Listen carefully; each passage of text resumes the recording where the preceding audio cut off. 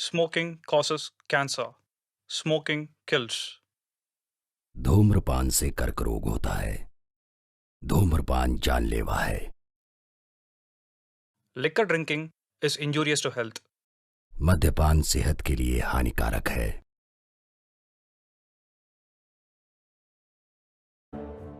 राजा वीरैया की जय, राजा वीरैया की जय, राजा वीरैया की जय, राजा वीरैया की जय, राजा वीरैया की जय, राजा वीरैया की जय, राजा वीरैया की जय, राजा वीरैया की जय, राजा वीरैया की जय, राजा वीरैया की जय, राजा वीरैया की जय, राजा वीरैया की जय, राजा वीरैया की जय।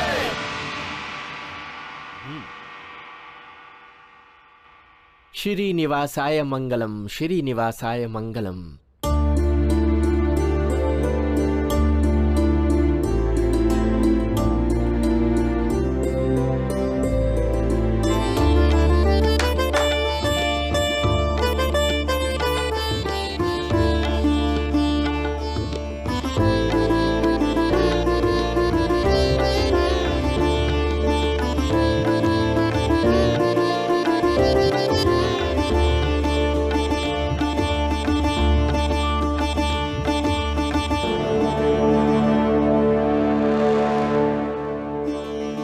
स्वस्ति न इंद्रो वृद्धश्वराः, स्वस्ति न पूषा विश्ववेदाः, स्वस्ति नस्ताक्षरो अरिष्टनेमि, स्वस्ति न बृहस्पतिर्दधातु।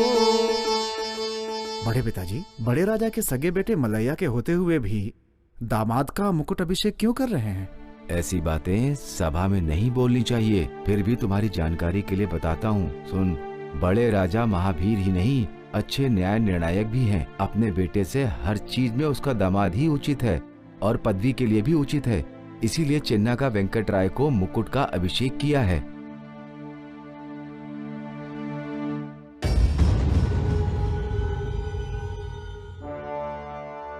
मंत्रियों, सेनापतिगण, सभी बड़े पदवी वालों, बंधु मित्रों और प्रजागण, सभी को मेरा नमस्कार। उन दिनों मेरी धनुर्विद्या से खुश होकर बुक्करायलू जी ने इस बुक्कापट्टनम का मुझे सामंत राजा बनाया था, लेकिन अब मेरी उम्र बढ़ रही है, इसलिए अपने दामाद यानी मेरे भांजे चेन्नक वेंकटरायलू की बुद्धि सामर्थ्य को देखकर उससे खुश होकर मैंने ये फैसला किया है कि मैं इस संस्थान का वारिस और संस्थाधीश बना दूं। अपनी सारी जिम्मेदारियां आज मैं इन्हें सौंप रहा हूं। जिस तरह आप मुझे आज तक इज्जत देते आए हैं, उसी तरह से आप अपना सहयोग और इज्जत चेन्नक वेंकटराय को भी देते रहेंगे, ये आशा करता हूँ और निवेदन करता हूँ। राजा वीरैया की जय, राजा वीरैया की जय, राजा वीरैया की जय, राजा वीरैया की जय। यहाँ पर उपस्थित सभी महाजनों को मेरा सादर पूर्वक नमस्कार। हमारे मामा जी मुझ पर भरोसा करके जो जिम्मेदारी मुझ पर सौंपी है, त्रिकरण शुद्धि से प्रजा के कष्टों को दूर कर उसका पालन करूंगा, अपना दायित्व निभाऊंगा, निष्पक्ष होकर, राग द्वेष का अतीत होकर प्रजा की समस्याओं को दूर करके दिन रात सेवा करूंगा। प्रजा की सेवा करना ही अब हमारा धर्म होगा। इस बात की प्रतिज्ञा करता हूं, हमारे कुल देवता श्री वरगिरी वेंकटेश की शपथ लेकर। मृत्यु से पहले तक मैं अपना वचन निभाऊंगा। प्रजाजन, खुशियां मनाइए। सभी कलाकार अपनी कला का प्रदर्शन कीजिए। इस पूरे सप्ताह राज्य में खुशियां मनाई जाएंगी। बोलो राजा वीरैया की जय, राजा वीरैया की जय।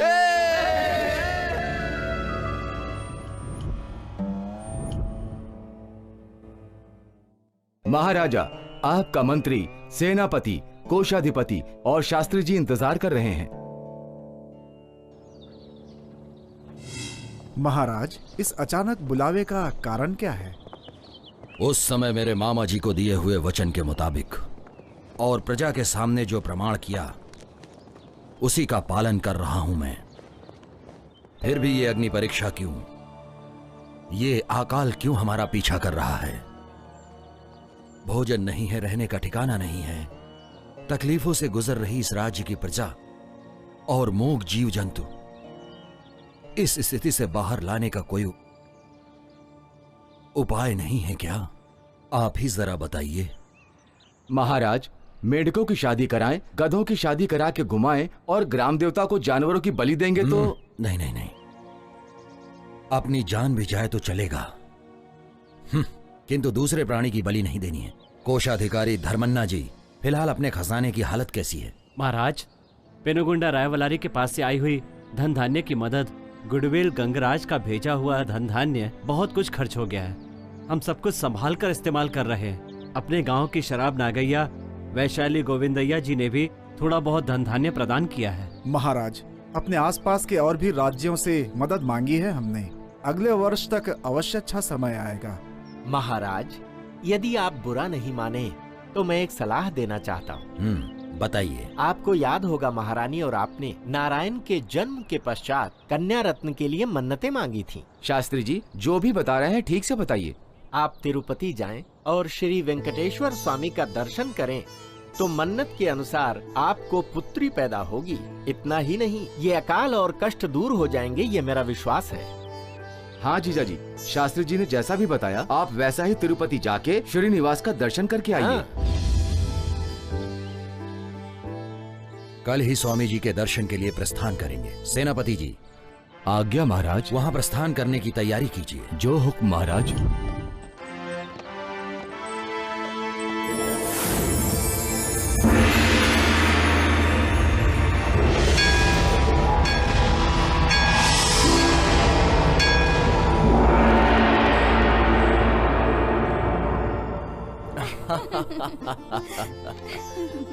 आप देवियों की बातें तो मैं कभी कभी समझ ही नहीं पाता। आप तो रहने दीजिए, ऐसा कुछ नहीं है।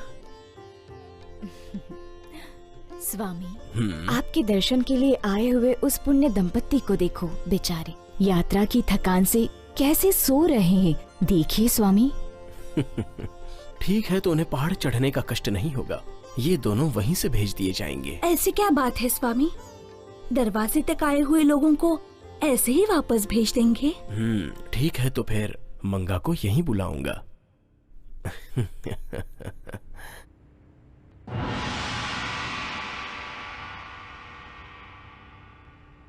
स्वामी, पुत्री मंगम्मा, सारी प्रजा अकाल और कष्टों से पीड़ित है, तो मन्नतों से बंधकर और चढ़ावों से बंधकर यहाँ आना सही है क्या?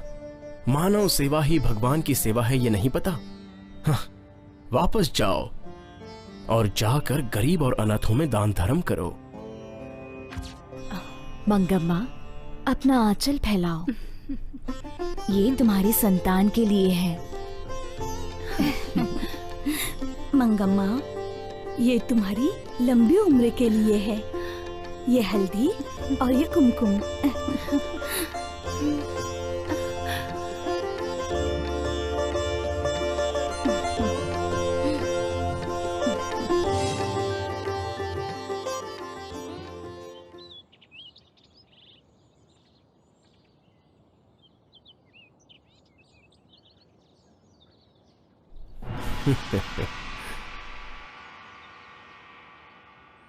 प्रभु, प्रभु।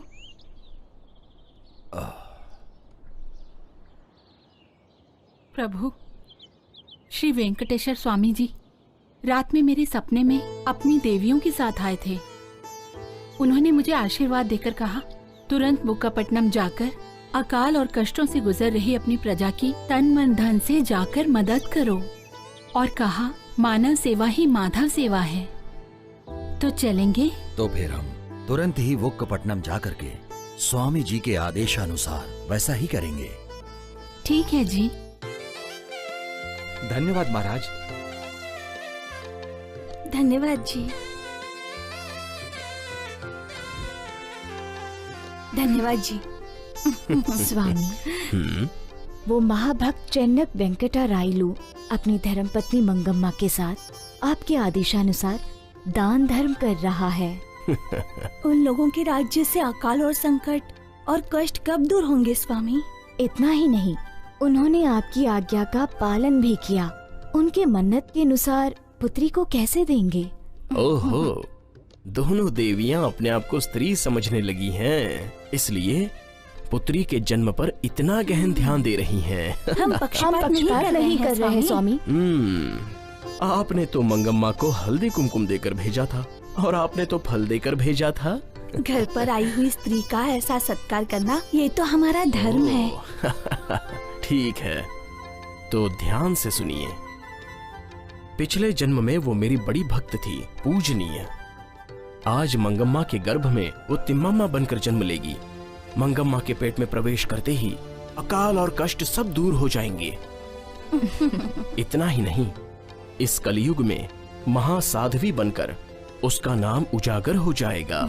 सती तिम्मम्मा बनकर वो पुजारी अमर जी, हो जाएगी। मेरे नाम से अर्चना पूजा कीजिए। क्या पुजारी जी, सुनाई नहीं दे रहा है क्या? पूजा करने के लिए कहा तो कुछ बोल नहीं रहे। बहन जी रुकिए, जो अमावस्या और पूर्णिमा को आते हैं उनके लिए नहीं है। माता जी जो इस मंदिर में प्रतिदिन नियम से आती हैं, उनके आने के बाद ही यहाँ की पूजा प्रारंभ की जाएगी। क्या बात है पुजारी जी, हमारी युवरानी इतनी गई गुजरी है क्या? वहाँ देखिए, तिमाम्मा जी आ रही हैं।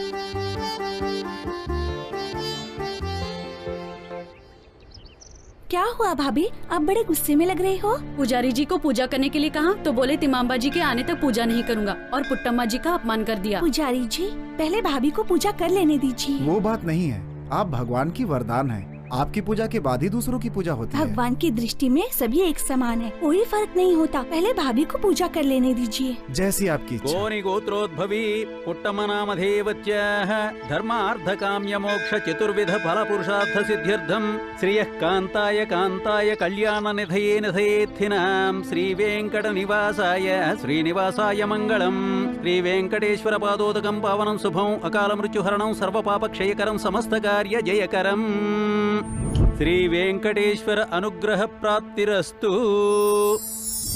वज्राल गोत्रोद्भवी तिम्मम्मा नामधेवत्याः धर्मार्धकाम्य मोक्ष चतुर्विध फल पुरुषार्थ सिद्ध्यर्थम श्री वेंकटेश्वर परिपूर्ण कटाक्ष सिद्ध्यर्थम सुवर्ण रजतस्रजां चंद्रां हिरण्मयीं लक्ष्मीं जातवेदो ममावह अकाल मृत्युहरणं सर्वव्याधि निवारणं समस्त पापक्षयकरम्। ओम हिरण्यवर्णां हरिणीं सुवर्णरजतस्रजां श्री वेंकटेश्वर परिपूर्ण कटाक्ष सिद्धिरस्तु। वो देखो, अपने युवराज बालवीर आ रहे हैं। बालवीर, मेरे साथ खेलो ना। क्यों नहीं?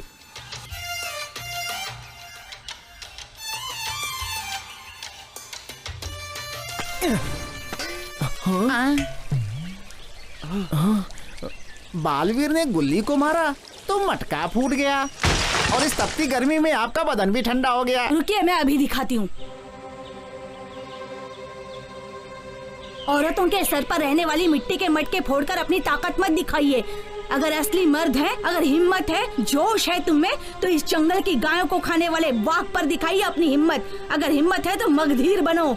क्या बहन जी, मिट्टी का मटका फूट गया तो आप हमारे युवराज को गाली क्यों दे रही हैं? आपको रुकिए रुकिए, इसने जो कहा वो पूर्ण रूप से सच है। प्रजा के हित में काम करके अपनी ताकत दिखानी चाहिए, प्रजा और इस समाज की सेवा करनी चाहिए।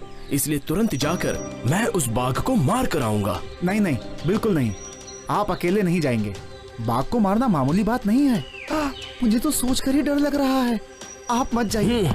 बालवीर, मैं भी आ रहा हूँ। क्यों रे, क्या हमारे युवराज बाघ को मार देंगे? अपने बालवीर बाघ तो क्या, शेर को भी चिढ़ फाड़ कर रख देंगे। तो फिर चलो हम भी चलते हैं। आओ। हाँ चलो। हाँ चलो, मैं भी आ रहा हूँ।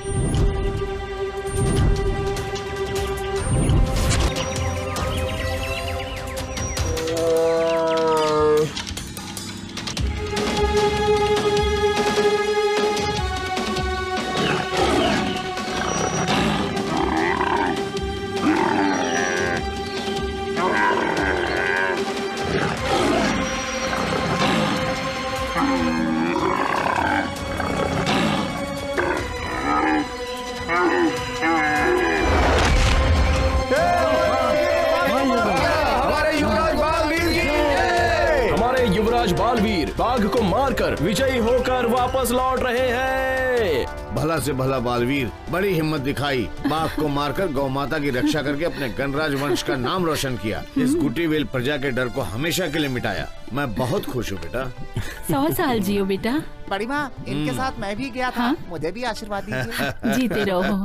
अत्यंत पराक्रमी मेरे भाई का बेटा कुमार बालवीर इस राज्य का युवराज है और हमारे राज्य का होने वाला राजा होगा।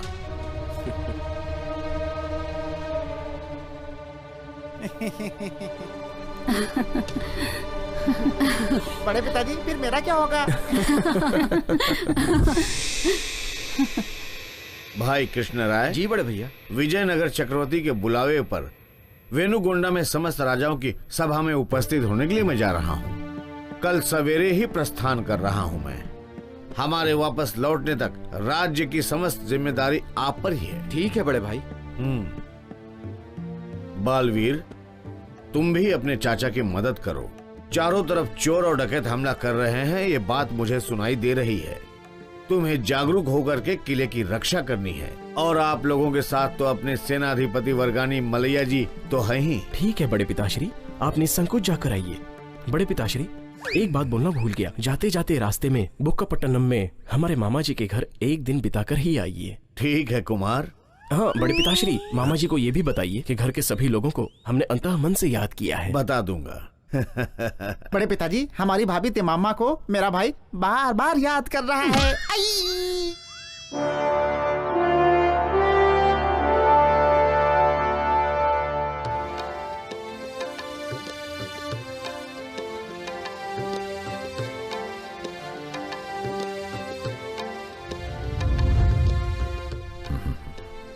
महाराज की जय हो। आइए शास्त्री जी, आसन ग्रहण कीजिए। रंगराज जी को भी मेरा प्रणाम। प्रणाम। पता चला गुटी बैलू से आप रात को ही आए हैं। वहाँ सब कुशल तो है ना? वहाँ सब कुशल है शास्त्री जी। महाराज ने दरबार में मेरा स्मरण किया, इसका कारण? हाँ शास्त्री जी, कल सुबह पेनुगुंडा में विजयनगर साम्राज्य के सामंत राजाओं को वहाँ उपस्थित होना है। आज ही तुरंत निकलकर रात को वहाँ पहुँचना भी है। इसके लिए अच्छा से अच्छा मुहूर्त निकालिए। अवश्य महाराज। आज दिन में सूर्य के पश्चिम दिशा में मुड़ते ही बहुत अच्छा मुहूर्त है, जिसमें आप प्रस्थान कर सकते हैं। पिताजी, विजयनगर साम्राज्य के चक्रवर्तियों के बारे में बताएंगे? बेटा नारायण, हरिहर रायलू, बुक्का रायलू 13वीं ईस्वी सदी में सन 1336 में अनिबुंदु में स्वराज्य घोषित करके बाद में लगातार विजयी होकर साम्राज्य का विस्तार किया है। तीसरे भल्लाल को हराकर पेनुगुंडा को हासिल करके दूसरी राजधानी बनाकर पालन कर रहे हैं। इनके गुरुजी विद्या आरण्य स्वामी जी अभी के चक्रवर्ती हैं। उनके पोते पहले देवराय हैं। क्या वो नारायण विजयनगर राजाओं जैसा साम्राज्य स्थापित करना चाहता है क्या? जीजा जी, नारायण अभी छोटा है, गरम खून वाला है ना, इसलिए। हाँ, गरम खून से मुझे याद आया, आपका भांजा बालवीर ने क्या किया पता है? बिना बताए कैसे पता चलेगा? हाँ, बताता हूँ। हमारे गुडविल राज के जंगली इलाकों में हमेशा एक बाघ पशुओं को मार के खा जाता था, जिससे प्रजा डरती थी। परसों ही अपने बालवीर ने उसको हमेशा के लिए खत्म कर दिया। अरे, अपना भांजा इतना पराक्रमी बन गया है क्या? हाँ? रंगराज जी, हमारी राजकुमारी तिम्मा अम्मा साक्षात कलयुग देव श्री वेंकटेश्वर स्वामी के अंश से पैदा हुई है। शिक्षा क्षेत्र में, चित्रकला में, तीरंदाजी में बहुत ही निपुण हैं वो। उन्होंने श्रीनिवास पर कविताएं लिखी हैं और बहुत अच्छा गाती भी है। अच्छा, हमारे घर पर कदम रखने वाली हमारी बहू बहुत ही किस्मत वाली है। तिमम्मा से जुड़ने वाला हमारा बालवीर, हमारे राज के सभी लोग बहुत ही किस्मत वाले हैं। जीजा जी, तिमाम्मा हमेशा हमारी आंखों के सामने ही रहे, ये हमारी इच्छा है। रंगराज जी, ये बुक्कापट्टनम किले के नक्शे में ही आपका भी किला बना है, ये पता चला? हाँ मंत्री जी, हमारा भाई और इस घर का दामाद स्वर्गीय रामराज जी की इच्छा के अनुसार ही बनाया गया है। महाराज, अब मुझे आज्ञा दीजिए।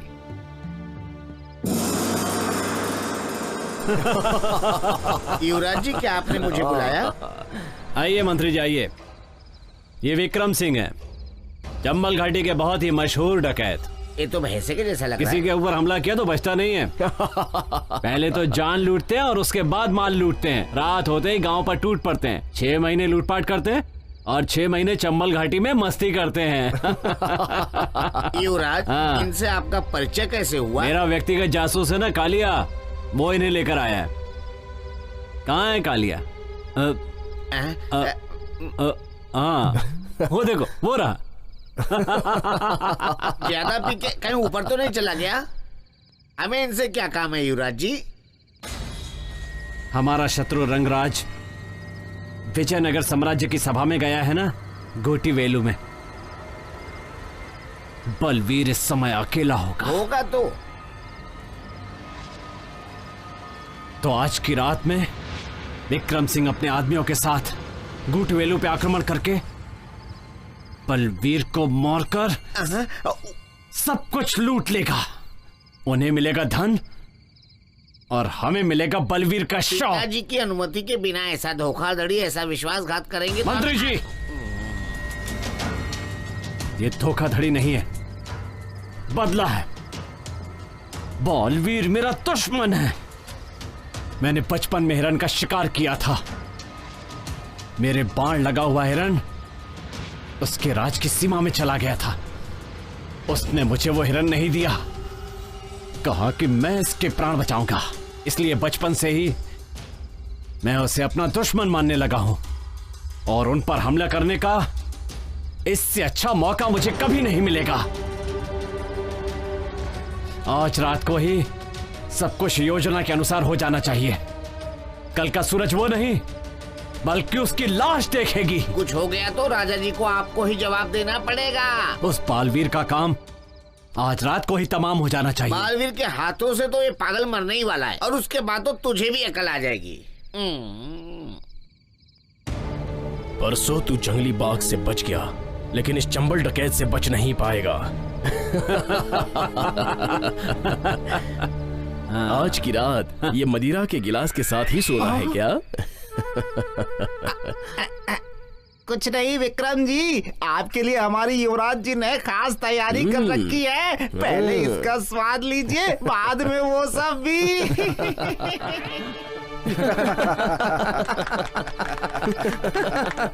महाराज, उत्तर से डकैत लोग हमला करने के लिए आ रहे हैं। अपने जासूसों ने खबर की। राजा जी आदेश दीजिए, मैं अभी उन्हें खत्म कर देता हूँ। रुकिए मलैया जी, उन दुष्टों ने ये दुस्साहस किया है, मैं उन्हें पाठ पढ़ा कर ही रहूंगा। बालवीर आप रुकिए, आप अभी बच्चे हैं। सेनापति मलैया और मैं जाकर उनको भगा कर आएंगे। चाचा जी, उन डकैतों को मारने के लिए आप सबकी जरूरत नहीं है। मैं स्वयं जाकर उन्हें अपनी ताकत का प्रदर्शन दूंगा।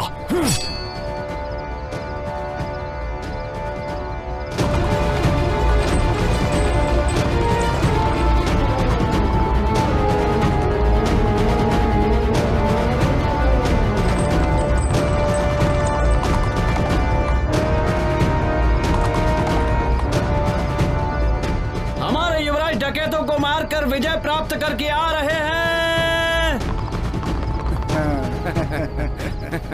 शाबाश बालवीर शाबाश, उन डकैतों को आपने भगा दिया। वो डाकू लोग कौन थे, कुछ पता चला क्या युवराज जी? मलैया जी, उनमें से एक चोर को मैं बंदी बनाकर लाया हूँ।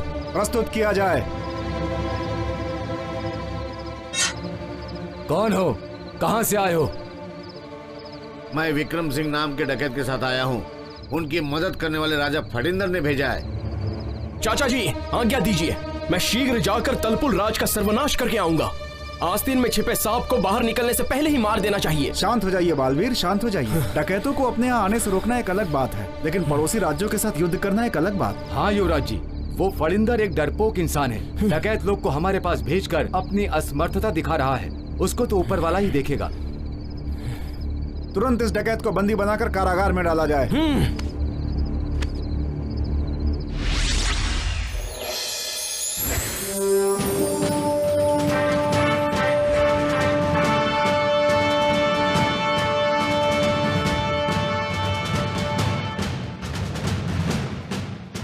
अमात्य जी, सभा आरंभ की जाए। जो आज्ञा प्रभु।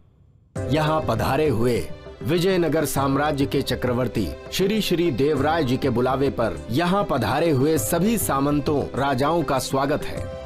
चक्रवर्ती राजा होने के नाते देश में सुख शांति हो, यही इनकी इच्छा है। नीति नियमों का पालन करते हुए न्याय और धर्म की रक्षा करना और पूरे देश की प्रजा को अपनी संतान की तरह देखना महाराज का कर्तव्य है। आसपास के राजाओं, सामंत राजाओं और जमींदारों से दुश्मनी और कूटनीति को छोड़कर सगे भाइयों जैसा रहना इनकी इच्छा है। इतना ही नहीं, हर राज्य में अच्छी सेना तैयार करके उसका पालन पोषण करना और विजयनगर पर आक्रमण होने की स्थिति में उसका मुकाबला करना हमारे महाराज का परम उद्देश्य है। यदि कोई भी राजद्रोह करता है या राज आज्ञा का उल्लंघन करता है तो उसे बराबर दंड मिलेगा। यह हमारे चक्रवर्ती महाराज का आदेश है। श्री श्री देवराय जी, विजयनगर साम्राज्य। सुन लिया ना रंगराज जी? प्रभु, आपके बालवीर के बारे में सुना है, बाघ से लड़कर उसे मार डाला। जी प्रभु। यदि आप अनुमति दें तो उसे विजयनगर की सेना का सेनापति बनाना चाहता हूँ। क्षमा कीजिए प्रभु, मैं तो बूढ़ा हो गया हूँ। मेरा भाई क्षय रोग से ग्रस्त है। हमारे राज का कर्ता धर्ता बालवीर ही है। इस विषय में मैं आपसे क्षमा याचना चाहता हूँ। ठीक है, आप पर ही छोड़ देते हैं। नरसिम्हा नायक। प्रभु, आपके तुलुपुला राज पर बहुत बड़ा आरोप है।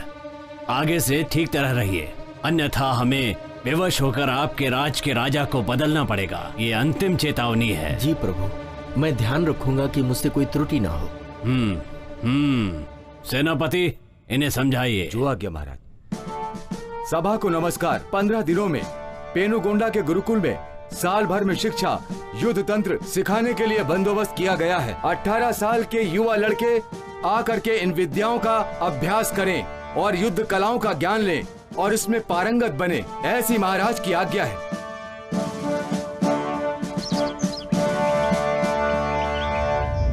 आपका रात का सफर कैसा रहा? बहुत ही अच्छा रहा। शुभ दिन हो पिताजी। शुभ दिन हो नारायण। यहाँ आकर बैठो। आप कब आए? रात में थोड़ा देर से आया था, तब तक आप लोग सो गए थे। हाँ ठीक है। तिमाम्मा कहाँ है? देखा नारायण, हम सभी लोग यहाँ पर हैं, तो भी तुम्हारे पिताजी का मन तिम्मम्मा पर ही है। वेंकटराव तिम्मम्मा को देखे बिना एक दिन भी नहीं रह सकता। अगर वो शादी करके ससुराल चली गई तो? माता, ऐसा मत बोलिए। फिर क्या बोलूं बताओ? वो बात नहीं है सासू माँ, असल में वो एक घर जमाई ढूंढ रहे हैं। अपना बालवीर है ना? हाँ माता, मेरी भी यही सोच है, लेकिन सासू जी सही कह रही हैं। बालवीर ही तिम्मम्मा का पति बने तो इससे अच्छा और क्या चाहिए? हाँ पिताजी, बालवीर हमारी बहन से शादी करेगा तो हम दोनों कृष्ण अर्जुन जैसे रहेंगे। देखो, सभी की एक ही सोच है।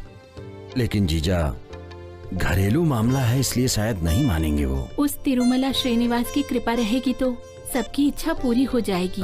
ठीक है। तिमाम्मा कहाँ है? पिताजी, आपका सफर कैसा रहा? बहुत अच्छा रहा। पिताजी, वर्गिरी वेंकटेश्वर का प्रसाद है ये। श्रीनिवास, ये लो माँ।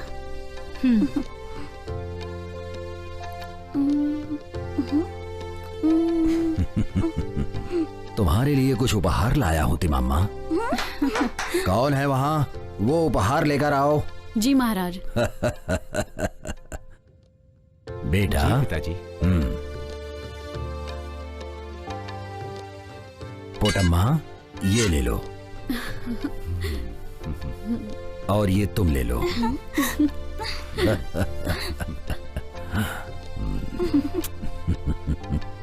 वो मुझे भी चाहिए।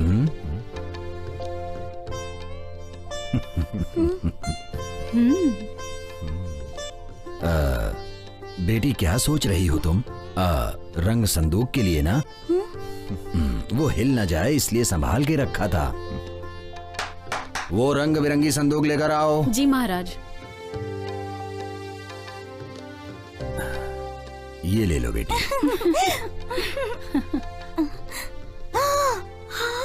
ये रंग बिरंगी संदूक क्यों? मेरी प्यारी बहन के मन में बालवीर का चित्र बनाने के लिए।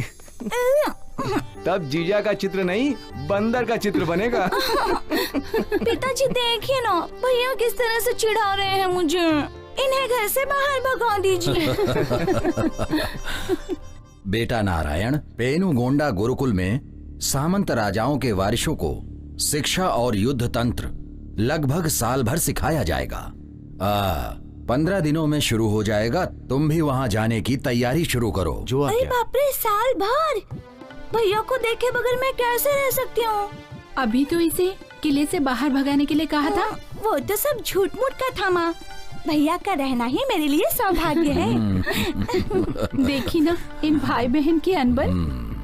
वेंकटेश्वर, इन दोनों भाई बहनों के बीच प्रेम और अनुराग इनके मरते दम तक ऐसा बना रहे।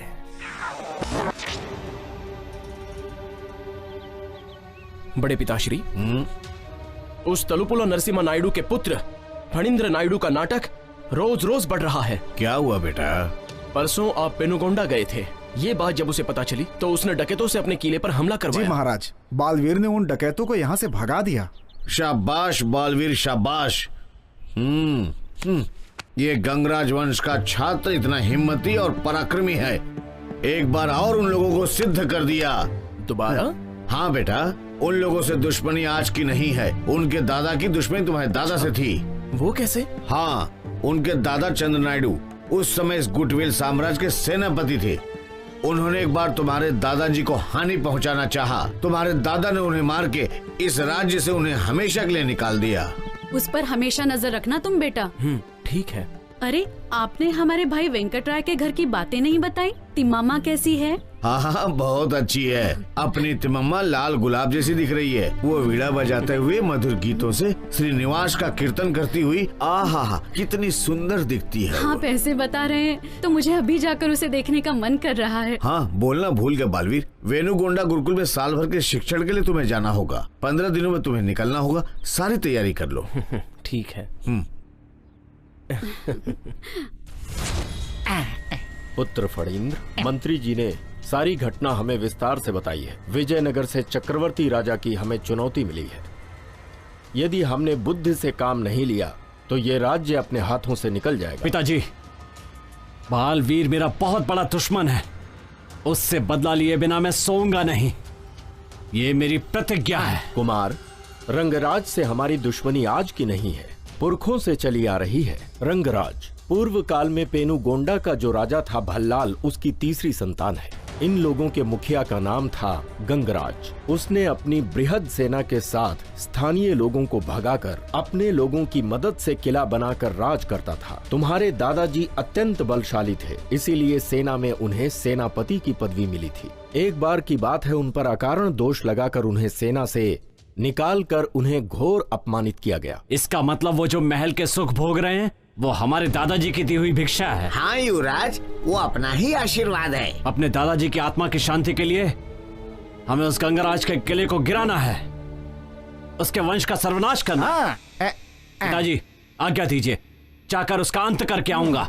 कहीं तुम्हारा ही वंश ना खत्म हो जाए। शांत हो जाओ पुत्र फणींद्र। समय आने पर सभी लोग साथ आएंगे और पूरे वर्ष भर पेनुगोंडा में शिक्षा और युद्ध तंत्र सिखाएंगे। तुम शक्तिशाली बनोगे और तुमने जो सोचा है वो साकार होगा। युवराज के चले जाने के बाद मेरा क्या होगा? इसका मतलब ये हुआ कि वहाँ बालवीर भी आएगा। उसका अंत वही करूंगा। मंत्री जी, फणींद्र के प्रस्थान की तैयारी करवाइए। जैसी आज्ञा महाराज।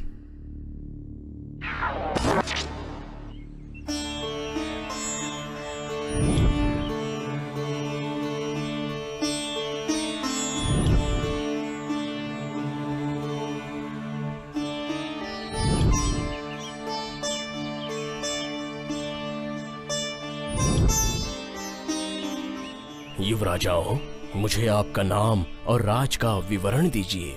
मेरा नाम नारायण है। मेरे राज का नाम बुकपट्टनम है। मेरा नाम है बालवीर और हमारा राज है गुटवेलू। तो यही है बालवीर। मेरा नाम धर्म नायडू है, हमारा राज नागराज है। मेरा नाम फणींद्र नायडू है और राज्य का नाम तलुपुलु है। मेरा नाम वेंकटपति नायडू है, हमारे राज का नाम चंद्रपुर है।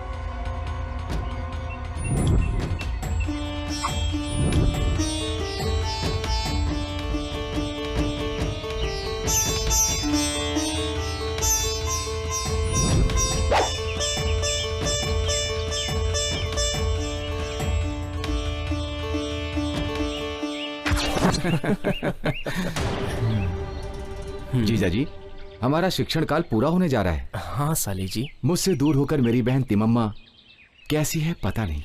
अगर ये बात है तो मेरी बहन पुट्टम्मा को देखने का मन नहीं करता। अच्छा ये बताइए, आपकी वही नाटी बहन पुट्टम्मा है क्या? अच्छा, तो मेरी बहन नाटी बहन है तो तुम्हारी बहन गुलाब का फूल है जीजा जी। ओहो, तुम अपनी बहन से इतना प्रेम करते हो? प्रेम ही नहीं जीजा जी, मेरे लिए मेरी बहन पंच प्राण है। ओहो, भाई बहन की तारीफ कर रहा है। तिमम्मा खूबसूरत युरानी है और हमारे तकदीर की देवी है। हाँ साले जी, तिमम्मा की खूबसूरती और रहन सहन के बारे में हमने बड़े पिताश्री से सुना है। अब तो मेरा भी मन कर रहा है कि मैं कब तिमम्मा को देखूं। जीजा जी, तिमम्मा को बहू बनाने के लिए कई श्रीमंत कन्नड़ देश से समाचार भेज रहे हैं, लेकिन क्या? आप इस तरह रुक क्यों गए साले जी? तिमम्मा के दिल में आपने जो जगह बना रखी है, आपके सिवा किसी और से वो शादी नहीं करना चाहती। इतना ही नहीं, दादी माँ रोज एक बार तुम दोनों की शादी के बारे में चर्चा करती हैं। देखिए साले साहब, मुझे भी आपकी बहन बहुत अच्छी लगती है। अगर मैं शादी करूंगा तो तिमम्मा से ही करूंगा, और अगर नहीं हुई तो जिंदगी भर ऐसा ही रहूंगा। कितनी जल्दी मैं घर जाऊं, ये खुशी की बात अपनी बहन तिमम्मा को बताने का बहुत मन कर रहा है। युवराजो, शिक्षण काल पूरा होने के कारण सभी को कल सवेरे प्रतिस्पर्धा का इम्तिहान देने के लिए तैयार रहने का चक्रवर्ती का आदेश है।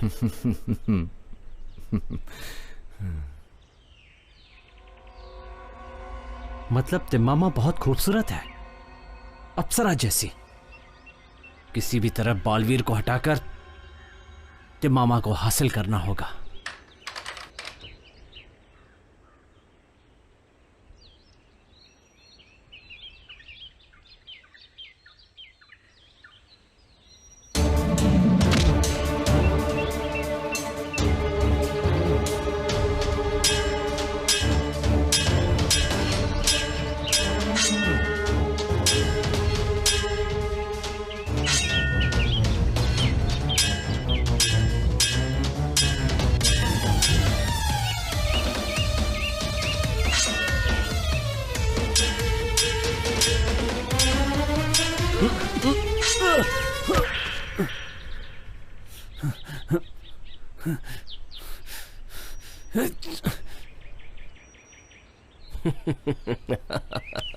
हाँ, तुम्हारा शिक्षण काल पूरा हो गया है। अब तक हुए सारे शिक्षण काल में बालवीर ही प्रथम स्थान पर रहा है। और नारायण दूसरे स्थान पर। अब इन्हें जो भेंट मिलेगी वो चक्रवर्ती के हस्ते।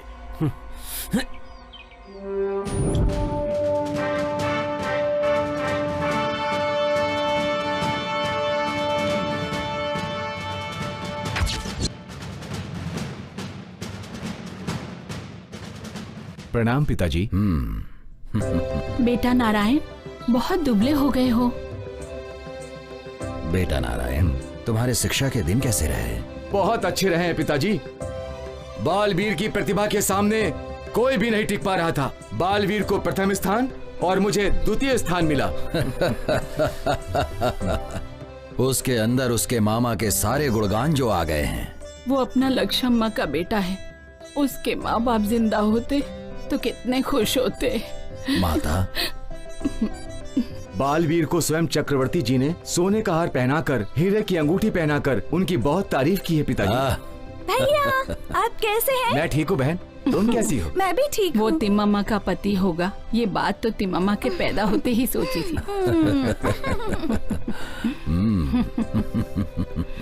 नारायण और पोटम्मा की, बालवीर और तिमम्मा की विवाह जो कराना है, लेकिन तिमम्मा को ससुराल भेजना मुझे पसंद नहीं है। तो फिर बालवीर को अपने घर दामाद बना कर ले आएंगे पिताजी। हाँ, नारायण जो बोला वो बिल्कुल सही है। गुरुकुल में बालवीर ने मुझे बताया था कि तिमम्मा को बहुत पसंद करते हैं। फिर देर किस बात की है, जल्दी से अच्छा मुहूर्त निकलवाओ। ठीक है, आप सब लोग जब बोल ही रहे हो तो मैं भी कोशिश करता हूँ, लेकिन भगवान की जो इच्छा होगी वही होगा। क्या हुआ कुमार, इस तरह बैठे हो? चेहरा उतरा हुआ है, आखिर बात क्या है? अब क्या बताऊं पिताजी, गुरुकुल में भी मुझे अपमान ही मिला है। क्या कह रहे हो? अपमान? पेनुगोंडा चक्रवर्तियों ने विद्याभ्यास के लिए बुलाकर अपमान किया? ये बात नहीं है पिताजी। गुरुकुल में बालवीर मेरे बीच में दीवार बनकर खड़ा हो गया। उसने वहां सभी प्रतियोगिताओं में मुझे हराकर पहला स्थान प्राप्त कर लिया। सभी खड़े होकर उसका अभिवादन कर रहे थे और मेरा खून खौल रहा था। रोते रहो। क्या कहा आपने? मैंने कहा युवराज जी आप रोइए मत। मंत्री जी, आपको ही कोई व्यू रचना करनी है। धोखेबाजी करके ही सही, लेकिन बालवीर को रास्ते से हटाना है। तुम गुरुकुल से अभी अभी आए हो, थोड़े समय तक विश्राम करो। जय पराजय भगवान के हाथ में है, बाकी मुझ पर छोड़ दो। आपको एक बात बतानी है। उस बुक्कापट्टनम चेन्नक वेंकट राय की बेटी तिम्मम्मा, सुना है बहुत खूबसूरत और गुणवान। अरे काम पिशाच, मैं उससे शादी करना चाहता हूँ। हाँ? उनका भांजा बालवीर है तो अपना रिश्ता कैसे मानेंगे युवराज? इसीलिए तो पहले बालवीर को खत्म करना है, उससे मार करके तिम्मामा से शादी करनी है। अरे पापी, ऐसा पक्का षड्यंत्र कीजिए कि किसी को शक ना होने पाए।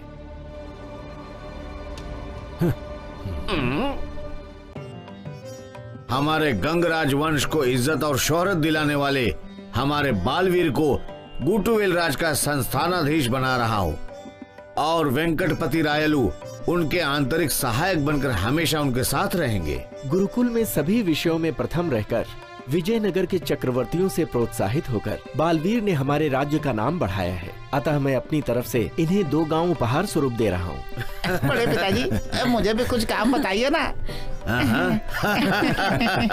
महाराज, इसे अपने सेना का दंड नायक बनाएंगे।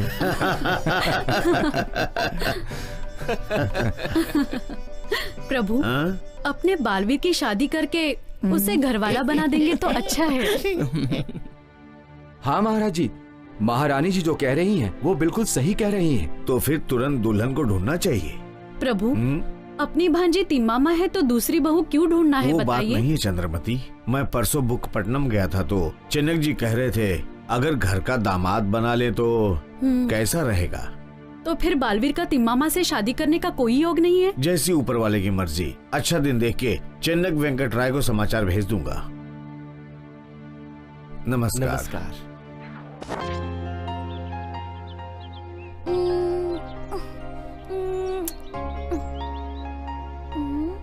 क्या हुआ बहन, तुमने मुझे बुलाया? हाँ भैया, मैं आपकी ही प्रतीक्षा कर रही थी। अच्छा, क्यों?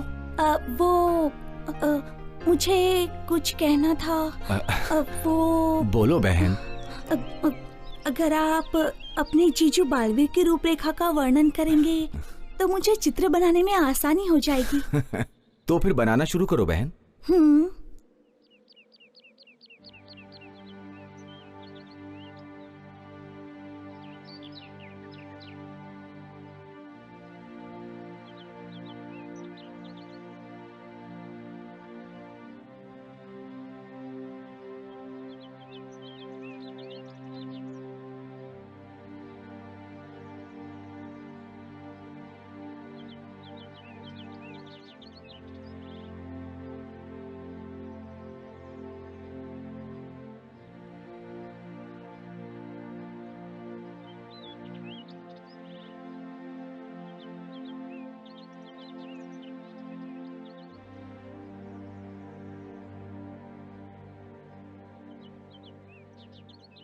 हाँ।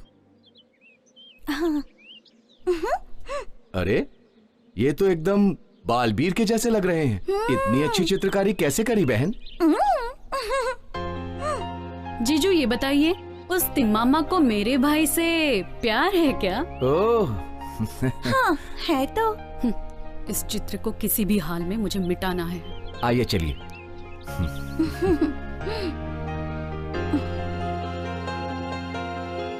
अरे वाह, आप इतने खूबसूरत हैं। मैं तो इतने दिनों तक आपको पहचान ही नहीं पाई। अरे युवरानी जी, अकेले में किससे बातें कर रही हो? अरे वाह, कितने खूबसूरत हैं। कौन है ये राजकुमार? और कौन हो सकता है युवरानी का होने वाला पति बालवीर के सिवा? तो फिर चलो, अपना यहाँ पर क्या काम। चलो। महाराज की जय हो। नमस्कार शास्त्री जी। आपने पंचांग के साथ मुझे बुलाया, कोई विशेष बात? बैठिए शास्त्री जी। धन्यवाद महाराज। बच्चों का विवाह कराना था, इसीलिए बुलवाया है।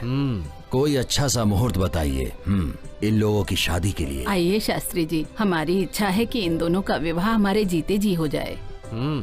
शास्त्री जी, कोई अच्छा मुहूर्त निकालिए। अवश्य निकालूंगा।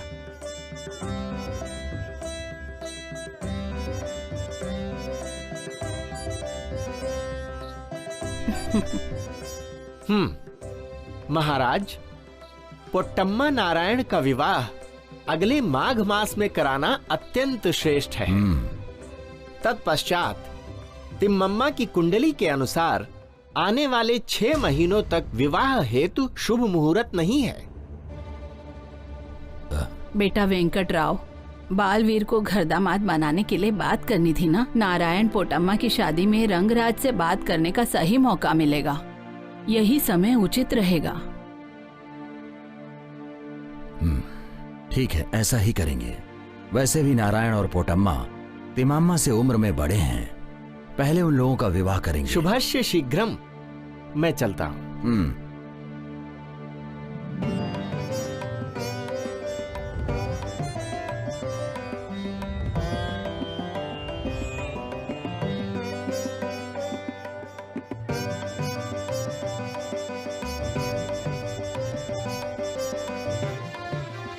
ये रूपवती कौन है? बहुत खूबसूरत लग रही है। ये चेन्नक वेंकट राय की बेटी है तिम्मम्मा। इनसे शादी करने वाला बहुत तकदीर वाला होगा। और कौन? गुडवेलु युवराज बालवीर है। अच्छा। हाँ। ओहो। ऐसा है क्या?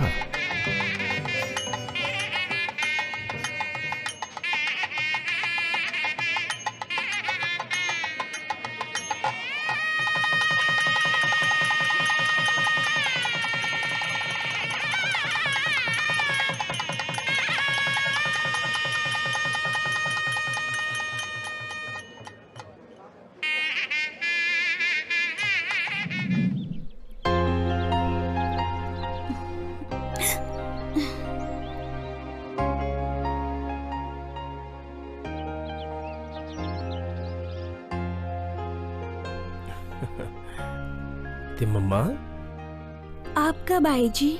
मुझे आए तो बहुत समय हो गया। आपको यहाँ देखकर मुझे सच में बहुत खुशी हो रही है। मैं आपको बता नहीं सकती। और मुझे भी। इसी तरह मैं आपके साथ जिंदगी भर खुश रहना चाहती हूँ। अपनी शादी हो जाएगी तो तुम्हारी चाहत जरूर पूरी होगी तिम्मम्मा। इन्हें तस्वीर दिखाकर आश्चर्यचकित कर देती हूँ। सुनिए जी, आप जरा यहीं रुकिए, मैं अभी आती हूँ, ठीक है?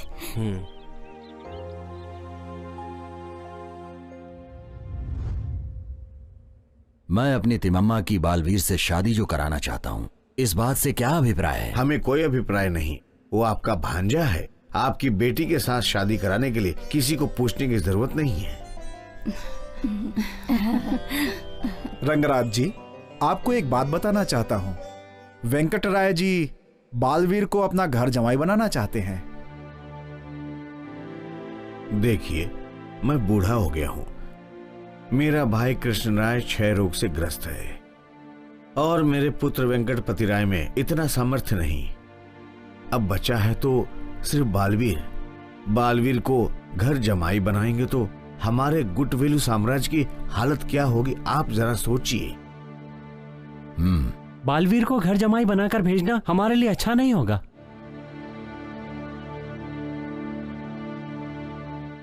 हमें थोड़ा सोचने का मौका दीजिए, फिर बताता हूँ। आखिरकार बालवीर है कहाँ?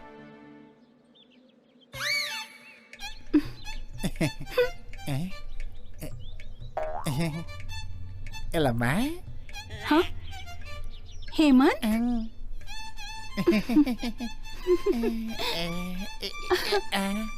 छोड़ दो ना, आखिर तुम यहाँ क्यों आए बताओ? छोड़ो ना मुझे, कोई देख लेगा। गले लग जाओ। छोड़ो ना। लग जाओ ना। छोड़ो मुझे हेमंत। लग जाओ। हेमंत, बालवीर को बुला कर लाओ, मुहूर्त गड़बड़ है, तुरंत निकलना है। हाँ बड़े पिताजी।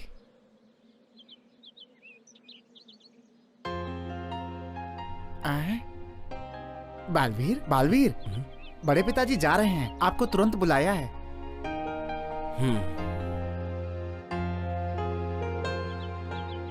ठीक है, चलो। चलिए। यहीं पर तो थे, कहाँ चले गए?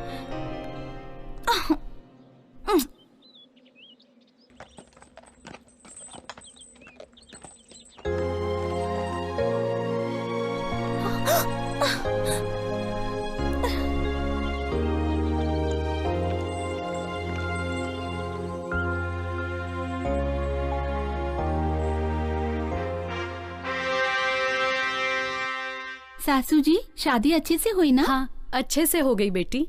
पिताजी, बालवीर के शादी का प्रस्ताव कहाँ तक पहुँचा? देखो बालवीर, तुम्हारे मामा वेंकटराव तुम्हें घर जमाई बनाना चाहते हैं। आपका क्या अभिप्राय है? चाचा जी, तिम्मम्मा से शादी करना तो मुझे पसंद है, लेकिन घर जमाई बनने की बात मुझे अच्छी नहीं लगी। मेरे माता पिता की मृत्यु के बाद बड़ी माँ और बड़े पिताश्री ने ही माता पिता बनकर मुझे पाला है। जो आप सबकी राय है वही मेरी भी राय होगी। छी, दरिद्र, घर जवाई के लिए हाँ बोलता तो मेरा पति वेंकटराव राजा बन जाता। देखो बालवीर, वेंकटपति राव इतने समर्थ नहीं है।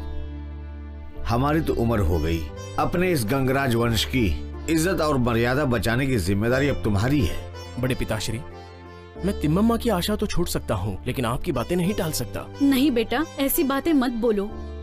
भाई वेंकटराव को समझाकर तिम्मम्मा से तुम्हारी शादी करवा देंगे हम। अहिंसो परमो धर्मा। ये दुनिया दुखों से भरी पड़ी है, ये शरीर तो नश्वर है।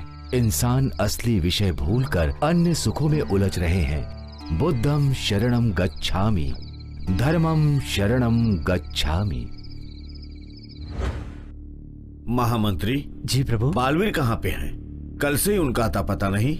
महाराज जी, मैं भी इसी विषय में सोच रहा हूँ। कोई खेल के लिए गया है तो कोई शिकार के लिए गया है, लेकिन अपने हेमंत तो यहीं पर है। हेमंत यहीं पर है। ए हेमंत, बालवीर कहाँ पर है? बालवीर कहाँ है बताओ? वो बालवीर मतलब बालवीर कहाँ गए तुझे पता है ना? पता है बड़ी माँ, अपने गांव में 2-3 दिन पहले बौद्ध भिक्षु आए थे ना, उन लोगों ने कुछ उपदेश दिया था, उनसे प्रभावित होकर। क्या प्रभावित होकर? बोलो जल्दी बोलो। ये जीवन और ये संपत्ति सब पल भर के लिए है समझकर इस किले को और इस राज्य को छोड़कर चले गए बड़ी माँ। मैंने बहुत समझाने का प्रयास किया, लेकिन उन्होंने मुझसे वचन लिया कि जब तक मैं चला नहीं जाऊं किसी को भी मेरे जाने के बारे में मत बताना।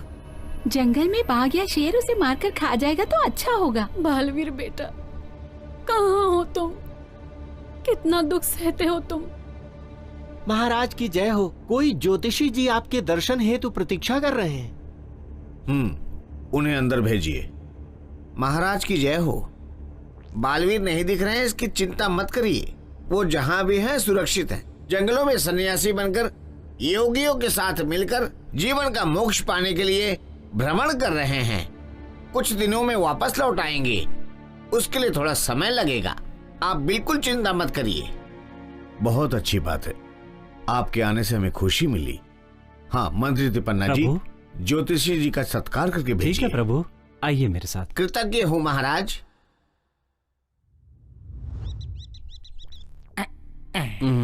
फणींद्र, ये क्या है? हमेशा मदिरा पान? नहीं नहीं महाराज, सिर्फ मदिरा पान नहीं कर रहे हैं, औरतों पर भी अपनी मर्दानगी दिखा रहे हैं आजकल। ये बंद कर, मुंह बंद रख। पिताजी का गुस्सा सूखी घास की तरह है, उस पर ध्यान मत दे। महाराज, युवराज शादी कर लेंगे तो अच्छा है। सत्य है मंत्री जी, आप सही कह रहे हैं। मेरे बेटे ने बुक्कापट्टनम वेंकटराय के घर पर एक समारोह के समय तिम्मम्मा को देखा था। जैसा तुमने बताया था वो अत्यंत सुंदर और रूपवती है। उसके सौंदर्य का कोई जवाब नहीं। उसे बहू बनाने की तो मेरी भी इच्छा है। कौवे के नाम पे पका हुआ टेंडली। पिताजी, मुझे बहुत खुशी हो रही है। इतने दिनों के बाद आपके मुंह से एक अच्छी बात सुनी है, लेकिन उस बालवीर को रास्ते से हटाना होगा। इस हेतु अपने मंत्री करुणाचल जी एक अच्छी योजना बनाएंगे बेटा। बनाऊंगा, उसमें तू ही मरेगा। ये बहुत बड़ी जिम्मेदारी है महाराज जी। फिर भी मैं कोई न कोई चक्रव्यूह जरूर रचूंगा। युवराज खुद ही अपनी मौत लेके आ रहा है। युवराज, आपने कभी तिम्मम्मा को देखा है? नहीं देखा, लेकिन जब भी उसकी बात सुनता हूँ तो फौरन जाकर देखने का मन करता है। ऐसा है तो तैयार हो जाइए युवराज। हम वेश बदलकर बुक्कापट्टनम में तिम्मम्मा कहाँ पर है ढूंढकर हम मिलकर आएंगे।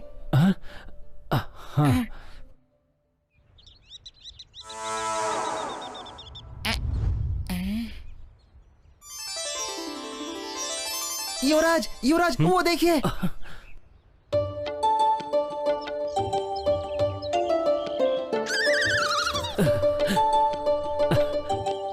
अरे कालिया, वो जो बीच में है वही तिम्मम्मा है ना? युवराज जी, युवराज जी, बिल्कुल रंभा जैसी दिख रही है ना? कालिया, रंभा जैसी नहीं रहे, वो तो साक्षात देव कन्या लग रही है। हाँ युवराज जी, आप दोनों की जोड़ी बड़ी अच्छी लगेगी युवराज जी। हाँ रे, पिताजी ने बिल्कुल सही कहा था। इतनी सुंदर लड़की धरती पे दूसरी नहीं हो सकती। युवराज जी, मेरी एक छोटी सी इच्छा है। पता ना? आप उस तिम्मम्मा से शादी कर लीजिए तो सभी दासियां मेरी हो जाएंगी। उतर नीचे। अब तो बालवीर को मार के ही इस तिम्मम्मा को अपना बनाना है। युवराज जी, बस कीजिए। उनके सैनिकों ने देख लिया तो गड़बड़ जाएगी। अब तो हमने भेष बदल दिया है ना? जी, मेरी बात सुनिए। अभी चलिए यहाँ से। चलिए चलिए। रुक ना। अरे चलिए। अरे रुक, चलिए, देखने तो दे।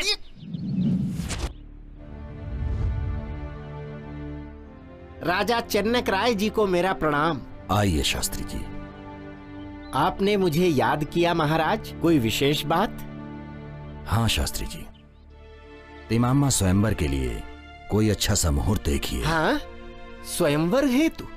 हाँ शास्त्री जी, मंत्री चिन्नप्पा से मैंने इस विषय पर सलाह ली है। उनके व्यू के हिसाब से तिम्मम्मा के स्वयंवर का प्रचार करेंगे तो वो बालवीर जहां कहीं पर भी रहेगा तो वो आकर स्वयंवर में जीतकर तिम्मम्मा से शादी करेगा, ऐसा बताया था।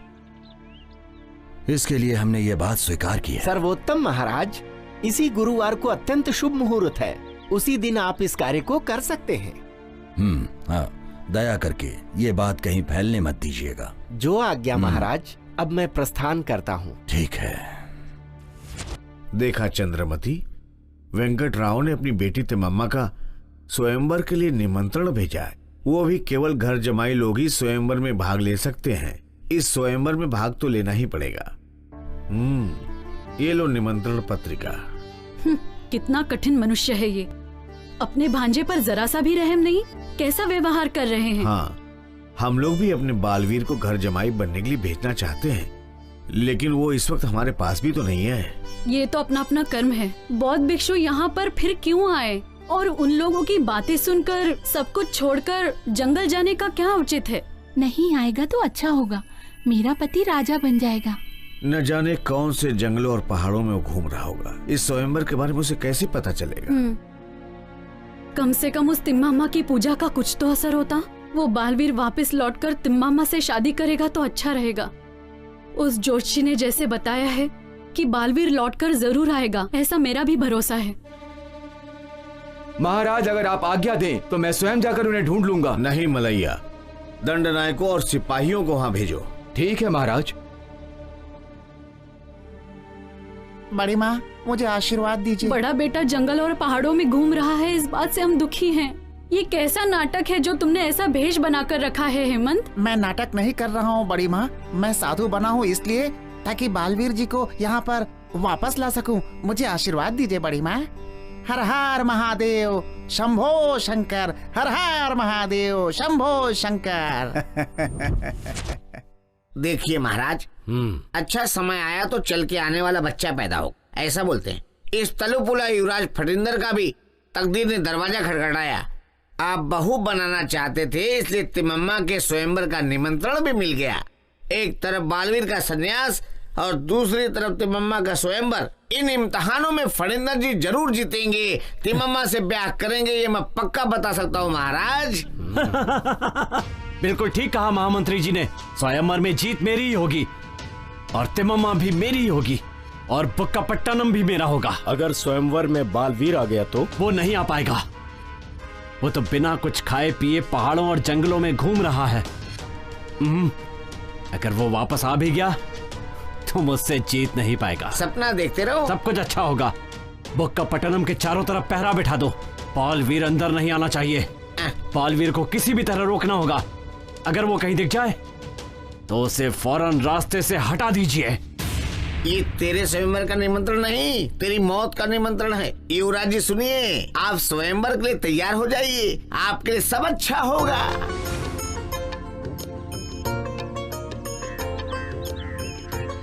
पेट भर खाना खाए 3 दिन हो गए। हे भगवान, बालवीर नहीं मिले तो स्वयंवर हो जाएगा। बालवीर को ढूंढकर बुक्कापट्टनम जाना है, नहीं तो स्वयंवर रुकवाना पड़ेगा। हे भगवान। भूतपति, हम लोग यहाँ पर है, ये स्वामी जी को पता ही नहीं, वो यहीं पर आ रहे हैं। चलो इन्हें मजा चखाते हैं। वहाँ पर कुछ साधु लोग दिख रहे हैं मुझे। पहले पेट भर खाना खाऊंगा, उसके बाद बालवीर जी का पता लगाऊंगा। ए भूत पत्नी, मैं कब से भूखा हूँ, कुछ तो बना के मुझे खिला दे। क्या बात है, आप लोग साधु हैं, भूत का नाम क्यों ले रहे हैं? वो तो मैं मजाक कर रहा हूँ। आप दोनों का व्यवहार बड़ा अजीब है। चिड़िया की सब्जी बनाओ या खरगोश की बनाओ? ब्राह्मण होकर आप लोग मांसाहार करते हैं। असल में चिड़िया की सब्जी बोले तो मशरूम की सब्जी होगी, और अगर खरगोश बोले तो समझो सूरन की सब्जी। ओहो, बाप रे, ये लोग तो भूत हैं। भाग लो यहाँ से, नहीं तो खा जाएंगे।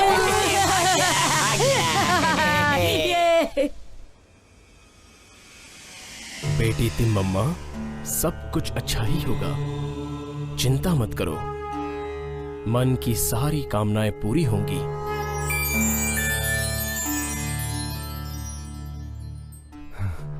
स्वामी, मेरी बहन तिम्मम्मा अपना दिल बालवीर को दे बैठी है। वो दूसरे को पति नहीं मान सकती है। कैसे भी करके इस समस्या का समाधान निकालिए प्रभु।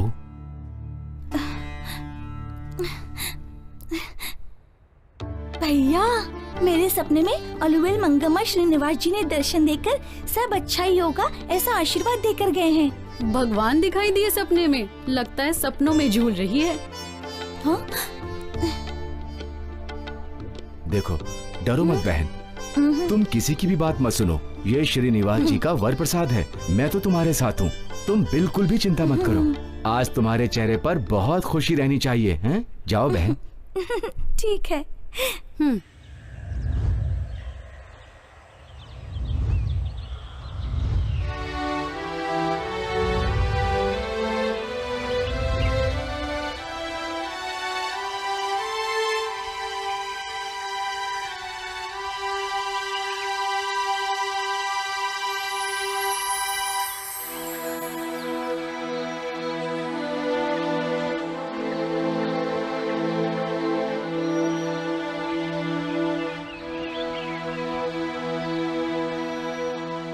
गुरुजी को मेरा प्रणाम। आयुष्मान भव। स्वामी जी, मैं गुटवेलू राज का युवराज बालवीर हूँ। मेरी बाल अवस्था में ही मेरे माता पिता की मृत्यु हो गई थी। मेरा जीवन अशांत है, बहुत से दुख भरे हैं जीवन में, इसलिए बैरागी बनकर आपके पास शिष्य बनकर आया हूँ। मुझे आपका शिष्य स्वीकार कीजिए। मैं शिष्य बनकर आपकी सेवा करना चाहता हूँ। बालवीर, तुम्हारा कर्मफल अभी पूरा नहीं हुआ है। तुम गृहस्थ जीवन में रहकर एक महासाध्वी के पति बनकर, महावीर बनकर कर्षक धर्म योगों के साथ भव सागर को पार करना होगा। उस श्रीनिवास के वर प्रसाद से जन्मी तिम्मम्मा तुम्हें मन ही मन अपना पति मान कर बैठी है। तुम्हारे मामा ने उसके स्वयंवर का प्रचार किया है। कल सुबह ही उसका स्वयंवर है। तुम्हारे लिए तिम्मम्मा और नारायण राह देख रहे हैं। तुम शीघ्रातिशीघ्र जाओ। स्वामी जी, समय बीत गया है। मैं वहां कैसे पहुंच पाऊंगा, और इस वेश में बिना हथियार के? ओम श्रीनिवासाय नमः।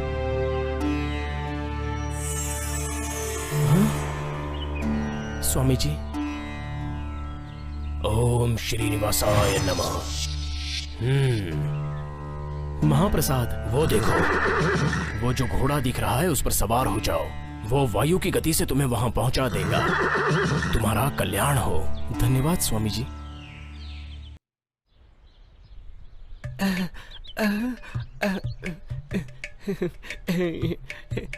लम्मा लम्मा, तुम मुझे बहुत पसंद हो।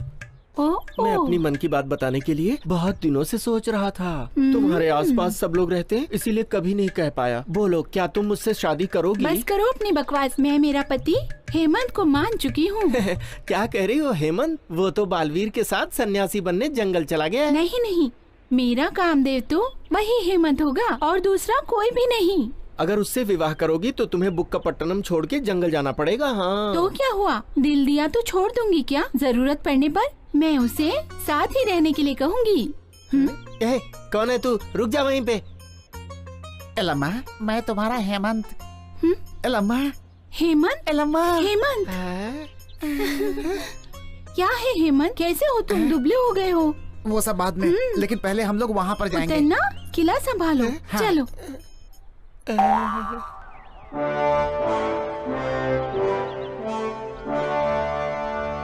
जी महाराज। स्वयंवर में पहले कुटी मध्यस्थ साम्राज्य के राजा राम गोपाल राव की पट्टनम युवराज चन्नक स्वराज के बीच स्पर्धा होगी।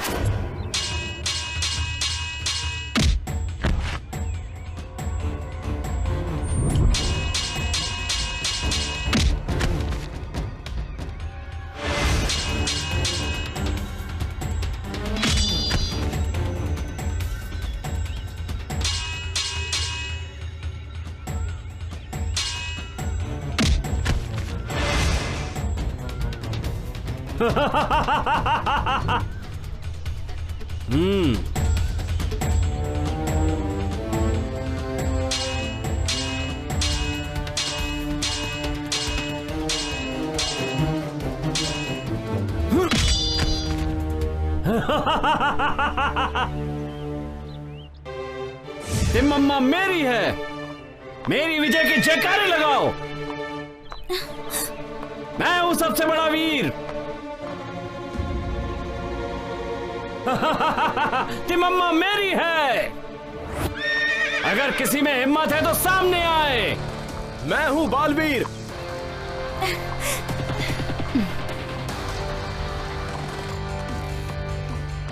तू आ गया? आजा, आज तेरे टुकड़े टुकड़े कर दूंगा। आज दिखाऊंगा तुझे अपनी ताकत।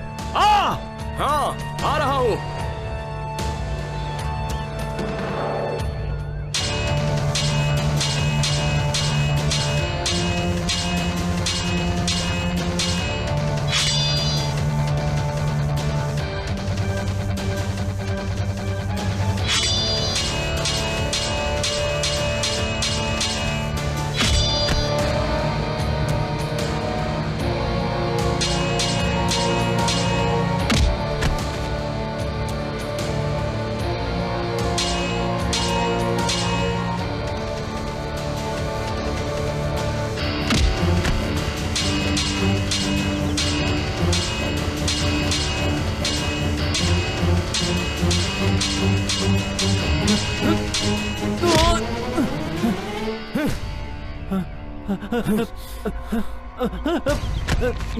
नहीं, मुझे मत मारो, मुझे मत मारो।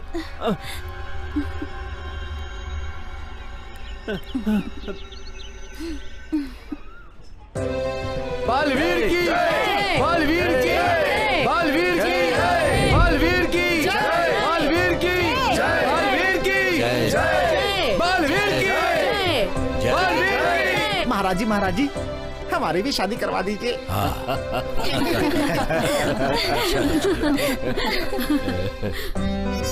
आयुष्मान बाबा। सुनिए जी, दूध लाई हूँ। अच्छा ये बताइए कि मेरे पास क्या है? तुम्हारा ये तरुण सौंदर्य। नहीं, वो नहीं, आपको देने के लिए मैं कुछ लाई हूँ। तुम्हारा हृदय। सच में बहुत चालाक हैं आप। मेरे पीछे क्या है ये बताइए। वो तुम्हारा हृदय तिलक है। अच्छी ठीक ठीक बताइए ना। ठीक है। ये देखिए। अरे ये तो मेरे जैसा ही है। इसे मैंने बनाया है। फिर भी मुझे देखे बिना तुमने मेरी प्रतिमा बनाई कैसे? भैया नारायण ने आपकी रूपरेखा का वर्णन किया तो मैंने चित्र बना दिया। तुमने मुझे तुम्हारे हृदय में कैद करके ये चित्र बनाया होगा। ठीक है ठीक है, तुम बिल्कुल सही जीवन साथी हो मेरी। अच्छा तुम स्वयंवर के लिए कैसे राजी हो गई? क्योंकि मैं जानती थी कि स्वयंवर आप ही जीतेंगे। मैं आऊंगा ये तुम्हें कैसे पता था? अगर मैं नहीं आता तो तुम उस फणींद्र से। ऐसा मत कहिए, मैं आपके बिना जिंदा नहीं रह सकती, इसलिए मैं अपना प्राण त्यागने वाली थी। लेकिन श्रीनिवास जी और अलुवेल मंगम्मा मेरे सपने में आकर मुझे दर्शन देकर कहा कि बालवीर स्वयंवर में आएंगे। भगवान श्रीनिवास पर भरोसा रखकर ही मैं इस स्वयंवर के लिए तैयार हो गई जी। तिम्मम्मा, मेरी बातों से अगर तुम्हें दुख पहुंचा हो तो मुझे क्षमा करना। सुनिए जी, आप ऐसी बातें करके मुझे शर्मिंदा मत कीजिए।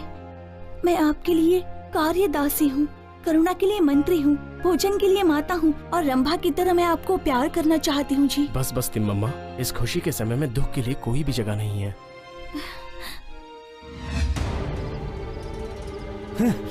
पिताजी, मैं अब जीना नहीं चाहता। उस बालवीर से पराजय को मैं भूल नहीं पा रहा। तिम्मामा के बिना मैं जी नहीं सकता। मैं स्वयं को आग लगाकर भस्म कर दूंगा। वही काम कर। ऐसा क्यों कह रहे हो कुमार? तुम्हारी उम्र 100 साल तक होगी, बाल बच्चों के साथ खुशियां मनाओगे तुम? ऐसी बातें शुभ नहीं है।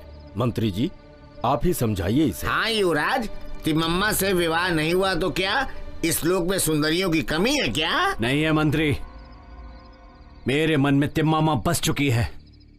मैं किसी और को स्वीकार नहीं कर सकता। तुम्हारे लिए तिम्मम्मा ही नहीं, कोई दासी मिल जाए तो बड़ी बात है। तिम्मम्मा का विवाह हो चुका है और पराई स्त्री के बारे में सोचना महापाप है। आपकी इन्हीं बेकार बातों ने तिम्मामा को मुझसे दूर कर दिया है। बालवीर को उसी दिन जंगल में खत्म कर देते तो आज ये दिन नहीं देखना पड़ता। ये विधि का विधान है कुमार। हाँ युवराज, शादियाँ तो स्वर्गलोक में ही निश्चित हो जाती हैं, उसको बदलना किसी के बस की बात नहीं। तिम्मामा से मेरी शादी नहीं हुई तो क्या हुआ, लेकिन मैं उसे पाकर रहूंगा। अरे दरिद्र, उस बालवीर का अंत करके तिम्मामा को अपना बनाऊंगा। अरे बाप रे, ये अच्छी बात नहीं है। वो विवाहित है पुत्र, ऐसा सोचना बंद कर दो। आपकी बेकार की बातें सुनकर मैं रुकने वाला नहीं हूं। आज से उस बालवीर को खत्म करके तिम्मामा को पाना मेरा एकमात्र लक्ष्य है। दूसरों की औरतों पे बुरी नजर रखने वाले मिट्टी में मिल जाते हैं युवराज। सोचना बंद कीजिए मंत्री जी, और अब कोई नई व्यू रचना कीजिए। देता हूँ, तुम्हारी मौत के लिए अच्छी सलाह देता हूँ। क्या कहा? कुछ भी नहीं युवराज जी।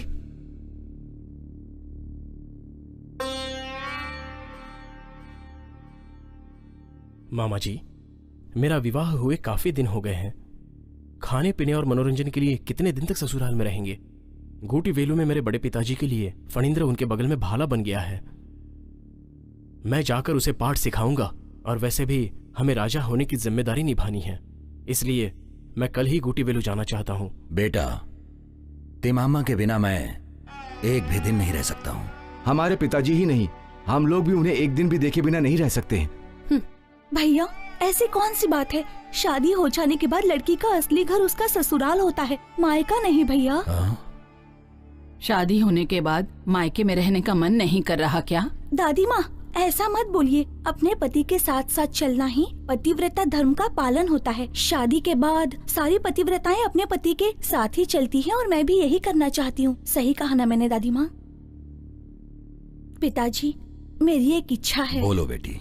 आंजनेय शास्त्री जी को हमारे साथ भेज दीजिए ताकि वो हमें पुराणों का ज्ञान दे सके। पिताजी।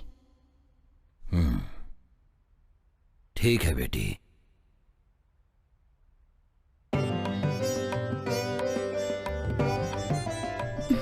सुनिए जी, क्या मैं एक बात पूछ सकती हूँ आपसे? बिल्कुल पूछ सकती हो। मैं बहुत ही श्रद्धा भाव से वेंकटेश्वर स्वामी जी की पूजा करती हूँ। क्या मैं इन्हें अपने साथ ला सकती हूँ? क्या तिम्मम्मा, ये कैसा प्रश्न है? भगवान की मूर्ति ले जाने के लिए कोई मना कर सकता है क्या? ऐसी बात नहीं है जी, रंगराज जी शिव भक्त है ना, इसलिए पूछ रही हूँ। अरे पगली तिम्मम्मा, शिव केशव के बीच में अंतर नहीं होता। तुम बिना संकोच किए मूर्ति अपने साथ ला सकती हो। संभल के जाना तिम्मम्मा, अपना ख्याल रखना, जल्दी आओ। आ रही हूँ भाभी।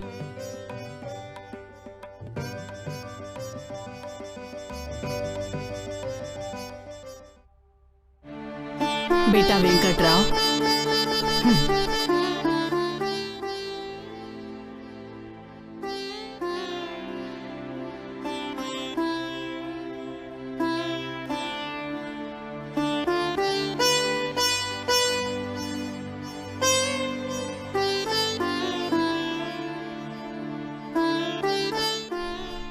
विजयी भव, सौभाग्यवती भव।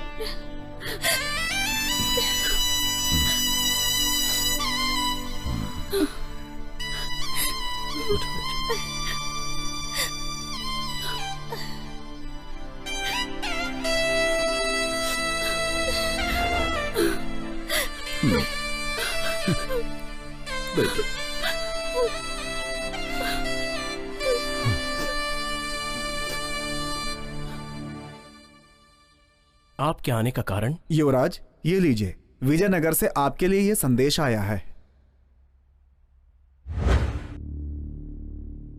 हाँ, ये क्या?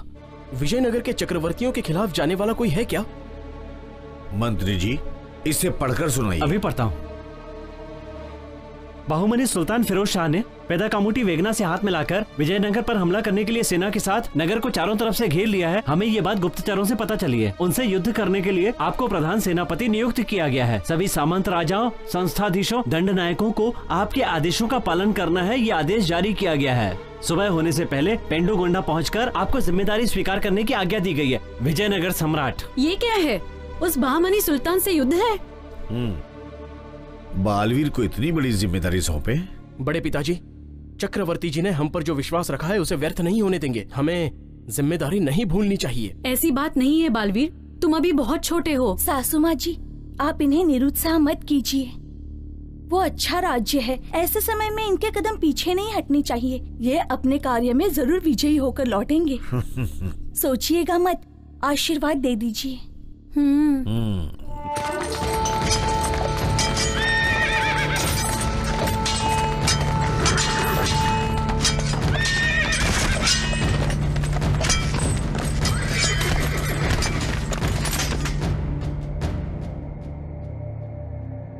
आप विजयी होकर आए, इसीलिए पूरा गांव जीत की खुशियां मना रहे हैं। इतना ही नहीं, चक्रवर्ती जी ने आपके धैर्य और साहस को देखकर ये हीरे और जवाहरात आपको भेंट में दिए हैं।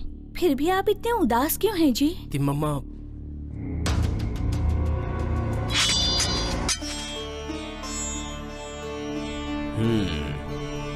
ये लो। सैनिकों, इसे बंदी बनाओ। मैं बहुत ही कृतज्ञ हूँ। अगर आप ना आते तो मेरा क्या होता? मेरे होते हुए ऐसा हो सकता है क्या राजन? मतलब आप विजयनगर साम्राज्य के प्रभु ने तुम्हारी मदद करने के लिए ही मुझे यहाँ पर भेजा है। आपका राज कौन सा है? हमारा चंद्रगिरी राज है। मेरा नाम है वेंकन बाबू। मैं तिरुपति वासी हूँ। आपका मस्तक तिरुनाम बता रहा है कि आप तिरुपति वासी हैं। ये नारायण कहाँ चला गया? युद्ध खत्म होने के बाद जब उनके बारे में पता किया तो ऐसा कोई आदमी नहीं है पता चला। ये सब मेरी पूजा की महिमा है जी। सुनिए जी, जब आप युद्ध भूमि पर युद्ध कर रहे थे तो मैं तिरुमलेशा की पूजा कर रही थी। मेरे श्रीनिवास जी ने ही अपना साथ देकर आपको विजयी करवाया है। हाँ तिम्मम्मा, मेरे रहते हुए तुम्हें कोई तकलीफ नहीं होगी, ये भी बताया। तब मेरी समझ में आ गया। मैं उस भगवान को पहचान नहीं पाया। मुझे क्षमा करना स्वामी श्रीनिवास जी। ओम नमो वेंकटेशाय। सुनिए जी, आपकी विजय और हमारी शादी का कारण ये श्रीनिवास जी हैं। इसीलिए मैं अपने मायके से ये श्रीनिवास जी की मूर्ति लेकर आई थी।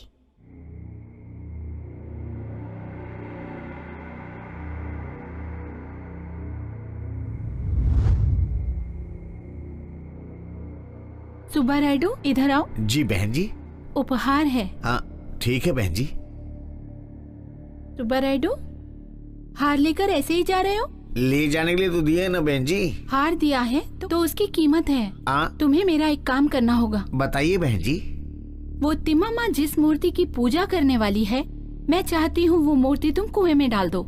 ये नहीं होगा, वो भगवान की मूर्ति है। वो सच के भगवान नहीं है, मिट्टी के हैं। चिंता मत करो, कुछ नहीं होगा। तब तो ठीक है। अब उसकी कोई चाल नहीं चलेगी।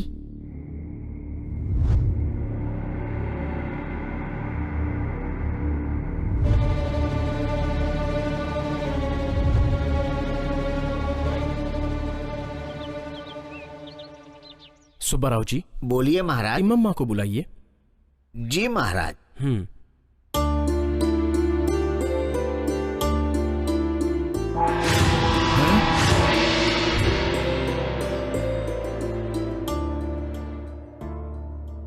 सुब्बाराव, सुब्बाराव। जी बहन जी। ए सुब्बाराव, तुम ऐसे क्यों देख रहे हो? वो मूर्ति। रोज तो देखते हो इस मूर्ति को, आज ऐसे घबरा क्यों रहे हो? कुछ नहीं बहन जी, आपको राजा जी बुला रहे हैं। यह प्रसाद खाओ, इससे तुम्हारा डर बिल्कुल चला जाएगा। हाँ हाँ बहन जी। हाँ? बहन जी, इतने घबराए हुए क्यों हो? जिस मूर्ति को रात को कुएं में डाला था, वो मूर्ति सवेरे पूजा गृह में कैसे आ गई? हाँ? ये कैसे हो सकता है? हाँ बहन जी, तिम्मम्मा जी को बुलाने के लिए पूजा गृह में गया तो मूर्ति उसी जगह पर थी। हाँ? सच बताओ, तुमने उस मूर्ति को कुएं में डाला था या नहीं? मैं अपने बच्चों की कसम खा के बोलता हूँ, मैंने फेंका था। फेंका था? ठीक है, ये किसी को मत बताना। अब जाओ। ठीक है बहन जी। कुएं में फेंकी गई मूर्ति अपने आप वापस कैसे आ गई? सुनिए जी, आपने बुलाया? हाँ तिम्मम्मा, बैठो। अपना पुत्र श्रीराम नायडू कहाँ है? हमारा बेटा वो झूला में सो रहा है।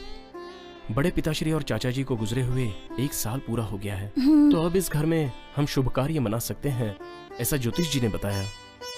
विजयनगर के चक्रवर्तियों ने हमें भेंट स्वरूप जो भी धन दिया है उसे प्रजा की भलाई के लिए खर्च करने के लिए मैं सोच रहा हूँ। इसलिए तुम्हारा निर्णय लेने के लिए मैंने तुम्हें यहाँ बुलाया। आपका निर्णय ही मेरा निर्णय होगा जी। ठीक है तिम्मम्मा। दीवान जी, अपने राज में तालाबें और नदियाँ खुदवाइए, देवालय बनवाइए और किसानों के लिए जो चीजें कम पड़े उन्हें पूरा कीजिए। मुसाफिरों के लिए आश्रम बनवाइए। इन सब के लिए होने वाले खर्चों का हिसाब करके काम शुरू करवाइए। जी राजकुमार। और इस विषय में आप मेरे भ्राताश्री वेंकटपति राय की भी सलाह लीजिए। हमें बहुत खुशी है राजकुमार जी, काम बहुत जल्दी शुरू करेंगे। प्रजा धन धान्य के साथ और सुख संतोष के साथ जीनी चाहिए। खजाने से पैसा दान कर दीजिए, आखिर में हमारा क्या होगा? इस विषय में कुछ सोचना पड़ेगा, इसको रोकना पड़ेगा।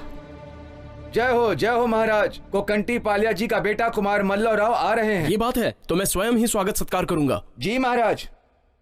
प्रणाम मल्लपराई जी। प्रणाम। आइए यहाँ विराजिए। धन्यवाद।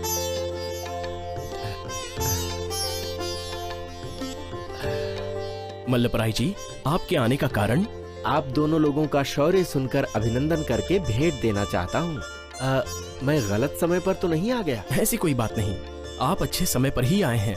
अपितु बंधु मित्र सह परिवार के साथ आपने भोजन करने का हमें अवसर दिया है। भैया, तिरुपति दर्शन के लिए गए हुए हमारे माता पिता, भैया भाभी आज आ रहे हैं। उन लोगों के लिए बहुत से अच्छे अच्छे पकवान बनाए हैं हमने। उन लोगों के आते ही हम लोग भोजन करेंगे, यही कह रहे हैं ये। क्या बात है, गुटवेल से वेंकट राय जी आ रहे हैं। क्या सुअवसर है। मैं तो आप लोगों से मिलने आया था, उनके भी दर्शन करने का सौभाग्य मिल रहा है। लगता है घर से निकलने का मुहूर्त बहुत अच्छा था। सेनानी, उस पेटी को अंदर ले आइए। जी महाराज।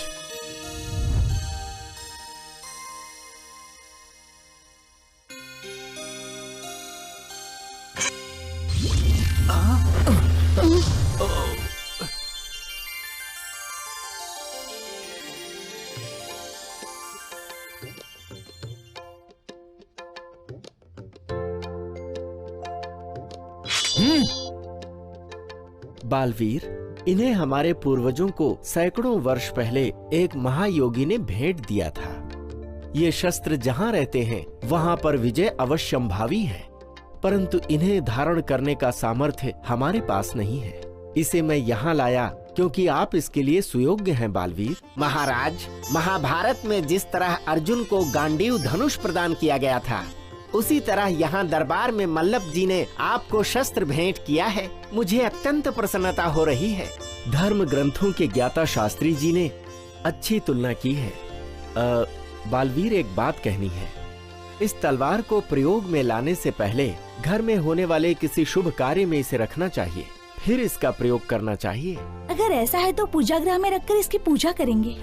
बहन तिम्मम्मा, आपके परिवार के पुरुष जब काशी क्षेत्र में गए थे और जिन चोरों ने गुडवेल पर आक्रमण किया था, उन्हें वीरता से आपने हराया था। इसीलिए मैं आपके लिए भी कुछ उपहार लेकर आया हूँ, कृपया इसे स्वीकार कीजिए। जीजा जी, इस बार संक्रांति त्योहार बहुत अच्छा मनाया गया, ये कहकर मुझे बहुत खुशी हो रही है। लेकिन मुझे कोई खुशी नहीं है। क्या हुआ बेंगमन अम्मा, आप क्यों खुश नहीं हैं? पिताजी, आपके दामाद को अब आप ही समझा सकते हैं। बड़े तो ये हैं, तो गुडविल का राजा उन्हें बनाना कहाँ का इंसाफ है। बालवीर जितने दिन तक राजा रहेंगे, आपको उनका सहायक बनकर रहना होगा। आपको राजा बना हुआ देखने के लिए मेरी और मेरी बेटी की भी इच्छा है। हाँ वेंकटपति राय जी, तब गुडविल का राजा आप ही हैं, ऐसा हमारे बंधु मित्रों को बताया गया था। लेकिन अब ये बात पता चलेगी तो हमारी इज्जत और शोहरत तो चली जाएगी ना। कुछ भी हो, बालवीर है तो मुझे राजा बनने की इच्छा नहीं है। मुझे है, आप राजा बने और मैं रानी बनूं, मेरी ये इच्छा है। दामाद जी, सुना है आप अपने भाई बालवीर की बात हमेशा मानते हैं, क्यों है ना? हाँ महामंत्री, बालवीर जैसा पराक्रमी इस आसपास के राज्यों में नहीं है, इसलिए हमें उन पर गर्व है। बड़ी खुशी की बात है। लेकिन वो मुझे तिम्मम्मा की हर बात को मानना पसंद नहीं। अपने होने वाले बच्चे को भी उसका नौकर बना के रखूं, ये मुझे बिल्कुल पसंद नहीं। हाँ दामाद जी, वेंगनमम्मा ने सच बोला है। महामंत्री जी, जरा आप भी बताइए। बताता हूँ। हाँ वेंकटपति राय जी, ये मामला आपका और आपकी होने वाली संतान का है, इसलिए अगर आप एक बार सोच लें तो। मौन भी स्वीकार की तरह ही होता है, हमें पता चल गया। आप बेफिक्र रहिए, सब कुछ आप हम पर छोड़ दीजिए। आपको राजा बनाने की जिम्मेदारी हमारी है, आप जाकर विश्राम कीजिए।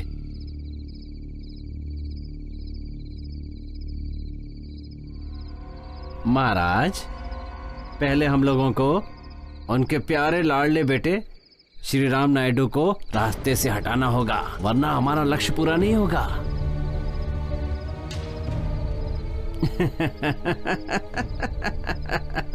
ये बहुत ही खतरनाक जहरीला विष है। इस विष की बस एक बूंद दूध में मिलानी है। फिर जैसे ही वो दूध पिएगा, उसके प्राण पखेरु उड़ जाएंगे। और सबसे बड़ी बात, किसी को पता भी नहीं चलेगा कि उसे मारने के लिए विष का प्रयोग हुआ है। बढ़िया मंत्री जी, बहुत बढ़िया। जी महाराज। लेकिन याद रखना बेटी, विष का प्रयोग बहुत सावधानी से होना चाहिए, नहीं तो। पिताजी देखेंगे ना, मैं आपकी बेटी हूँ। हम जरा होकर आते हैं माँ जी। अरे इसे अपने साथ में क्यों ले जा रही है? ला मुझे दे, मैं संभालती हूँ। आजा बेटा, आजा।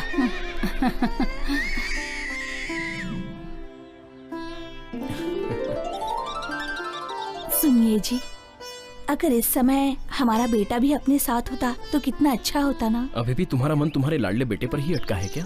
क्यों ना होगा जी, हमारे बेटे को छोड़कर मैं एक पल भी नहीं रह सकती। पोट्टम्मा ने कहा था कि अगर बच्चे को लेके आ गए तो वो हम दोनों के बीच कबाब में हड्डी बनेगा।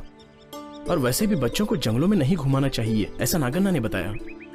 और वेंगम्मा भाभी ने बताया था कि वो बच्चे की देखभाल करेगी। जब इतने सारे लोग हैं तो चिंता किस बात की? और हम तो यहाँ पर वन विहार के लिए आए हैं, वनवास के लिए नहीं आए।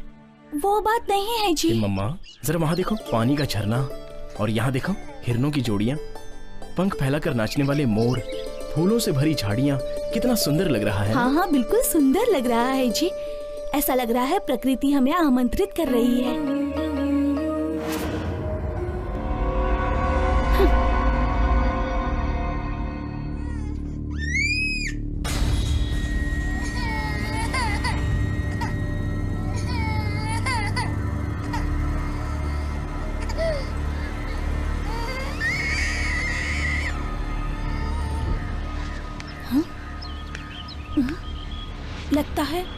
कोई आ रहा है यहाँ पर। हाँ, वो तो अपना चिन्नप्पा लग रहा है।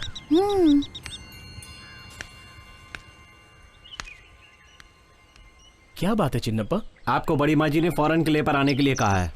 क्या हुआ? माँ जी, ये बात मेरे मुंह से नहीं बता सकता। अरे तुम बताओगे या नहीं? महाराज, श्री राम नायडू, श्री राम नायडू। हाँ बोलो, क्या हुआ श्री राम नायडू को? माँ जी, वो इस दुनिया में नहीं रहे।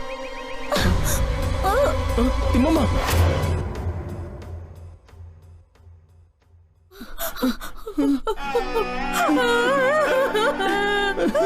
बेटा, बेटा, श्री राम बेटा, ये सब क्या हो गया? ये सब कैसे हो गया? मैं कितनी अभागन हूँ। स्वामी श्रीनिवास, भगवान। तिम्मम्मा, हमारे रोने से अब बच्चा वापस नहीं आएगा। अपने हाथ में कुछ भी नहीं है। शांत हो जाओ तिम्मम्मा। दीदी, हिम्मत रखो तिम्मम्मा।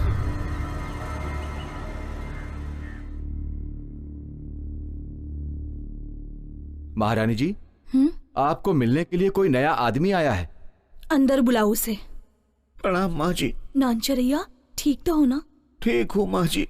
क्या बात है बताओ।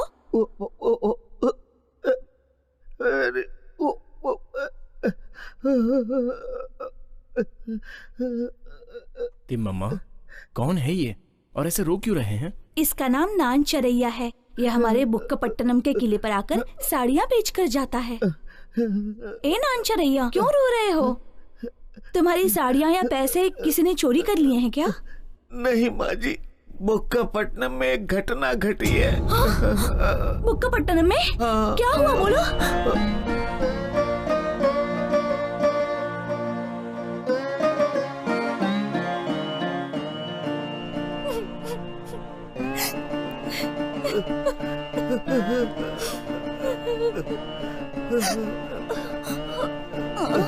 तिम्मम्मा,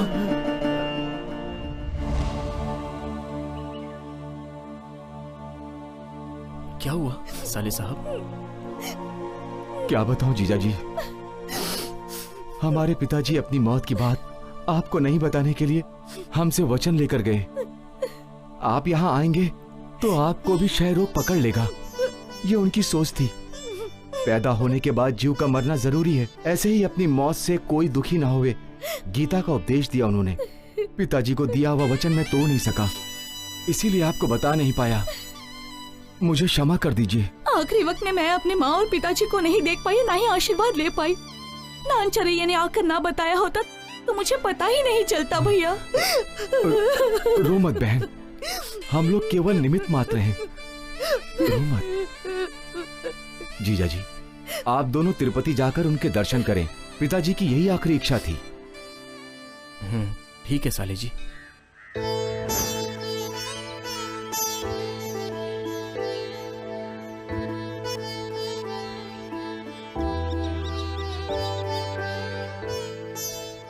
बालवीर, तिम्मम्मा, बालवीर,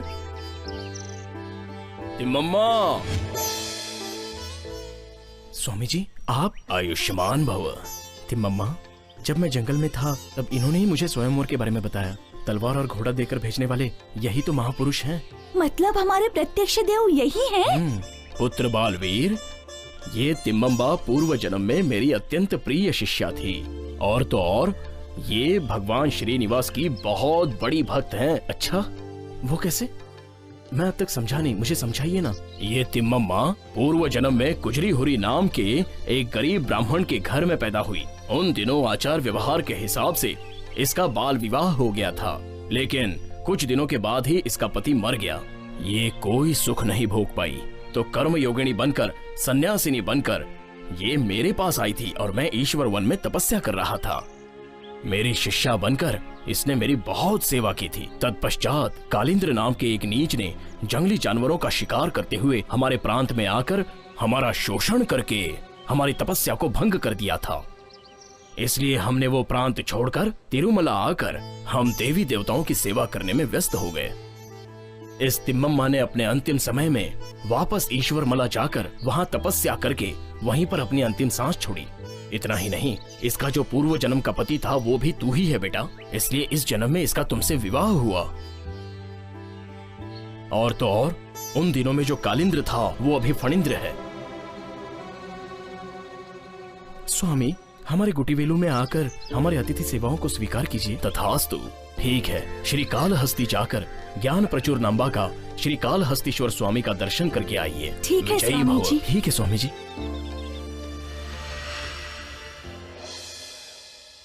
महाराज, जो हो चुका है उसके लिए चिंता मत कीजिए।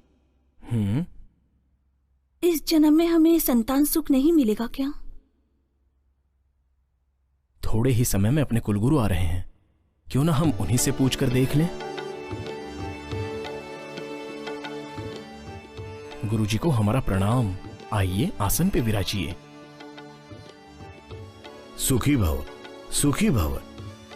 गुरुदेव, आप हमारे कुलगुरु हैं।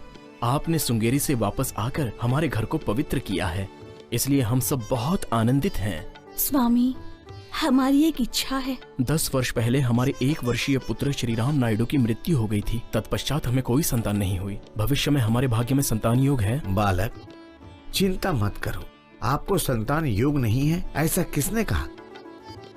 आप अपने कुल देव को भूल चुके हैं।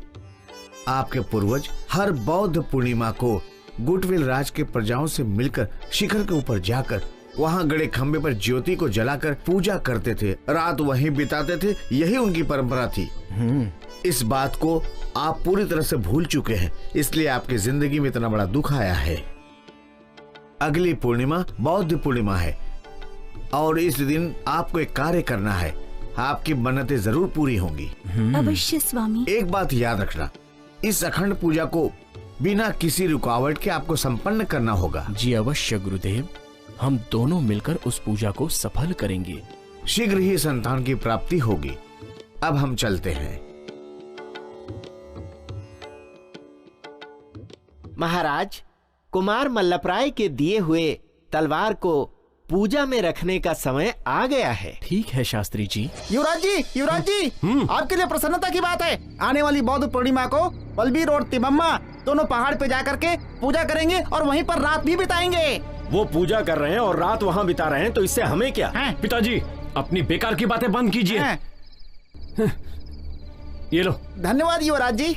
मंत्री जी, इतना अच्छा मौका हमें फिर कभी नहीं मिलेगा। किस्मत ने खुद दरवाजा खटखटाया है। अरे पागल दरिद्र, किस्मत तेरा दरवाजा खटखटाई? क्या सोच रहे हैं आप? कुछ नहीं, क्या व्यूह रचना ये सोच रहा हूँ मैं। उस बालवीर को पूजा के दौरान ही कुलदेव की पूजा की बलि बनाना है, तिम्मम्मा को पाना है। इसके लिए जितनी भी फौज की जरूरत है तैयार कीजिए। कुमार फणींद्र, ये क्या कह रहे हो तुम? मदिरा के नशे में कुछ भी बोल रहे हो। सीता को पाने के लिए रावण का क्या हुआ पता है ना? तिम्मम्मा से भी सुंदर लड़की ढूंढ कर तुम्हारी शादी करवाऊंगा। पिताजी, आप अपनी बकवास बंद कीजिए। मुझे तिम्मम्मा चाहिए। मेरे जीते जी ये नहीं हो सकेगा। तो ठीक है, यही सही। क्या? आपके मारने के बाद तो हो सकता है।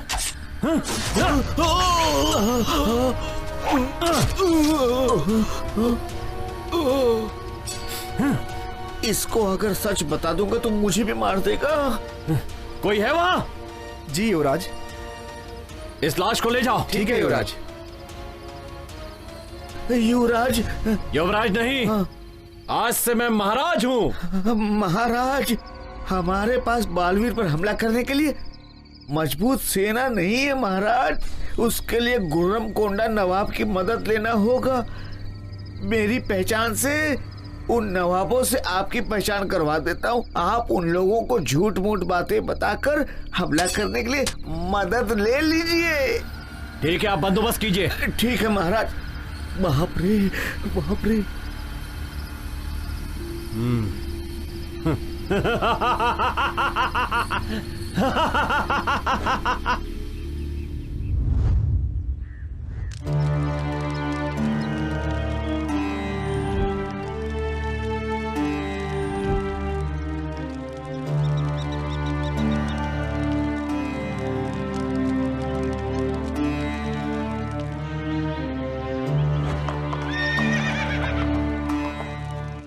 प्रभु, वो फणिंदर गुर्रम कोंडा नवाब के साथ अपने पे हमला करने आ रहे हैं। ऐसा है क्या? देखते हैं कितनी चर्बी है। अब क्या करेंगे? मैं सेना के साथ जाकर उसका खात्मा करके आऊंगा। चलो।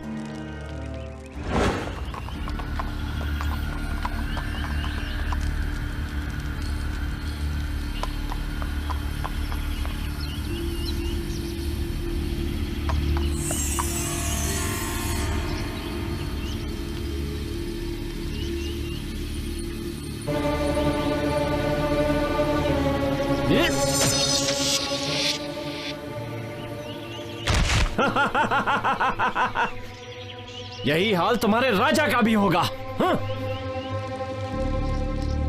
हाँ?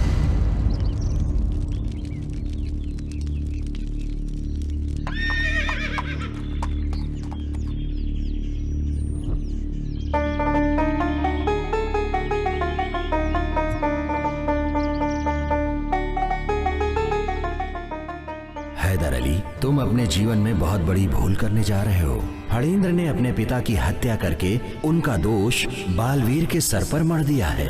तिमम्मा को पाने के लिए ये कलयुगी रावण ऐसा कर रहा है। बालवीर तिमम्मा पुण्य दंपत्ति हैं, उनके साथ देवताओं का आशीर्वाद है। तुम उन लोगों का बुरा करोगे तो तुम्हारा भी बुरा होगा।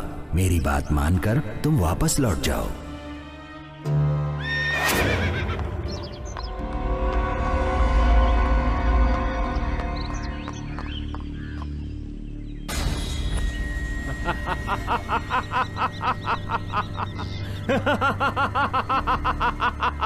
खामोश।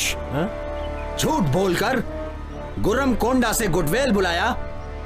उस बालवीर की अच्छाई के बारे में अल्लाह ने अभी हमें बताया, इसलिए मैं तुम्हारी मदद अब बिल्कुल नहीं करूंगा। नवाब, अपनी बात से पलटो मत। चुप। अपनी बात से नहीं पलट रहा हूं फणींद्र। तुम्हारी चालबाजी पता चल गई। तुमको दिया हुआ अपना वादा भी वापस लेता हूं। तुम बालवीर से डर रहे हो। मुझे छेड़ो मत फणींद्र। उस बालवीर के हाथों से तुम्हारी मौत निश्चित है। ठीक है, पहले उसे मारूंगा, उसके बाद तुझे देखता हूं। यह सब तुम्हारे बस की बात नहीं।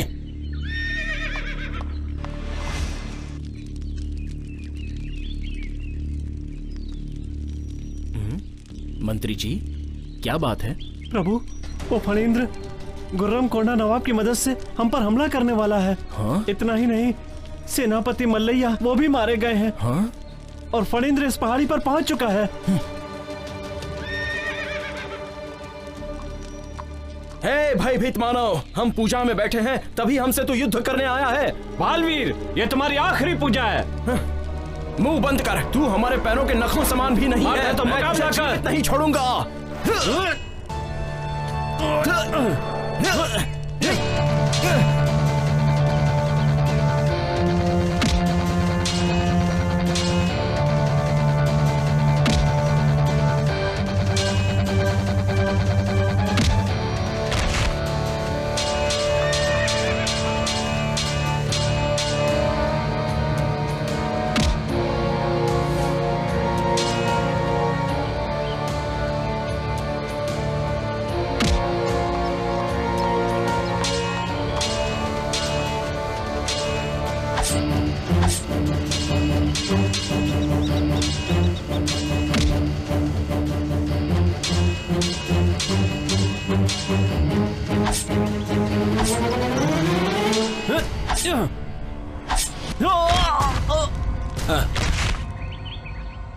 या अल्लाह,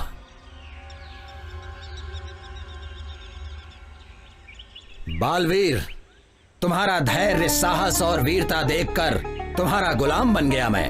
ये फणींद्र मुझसे झूठ बोलकर यकीन दिलाकर तुमसे युद्ध करने के लिए ले आया था। हमें माफ कर देना। अब ठीक तो है ना?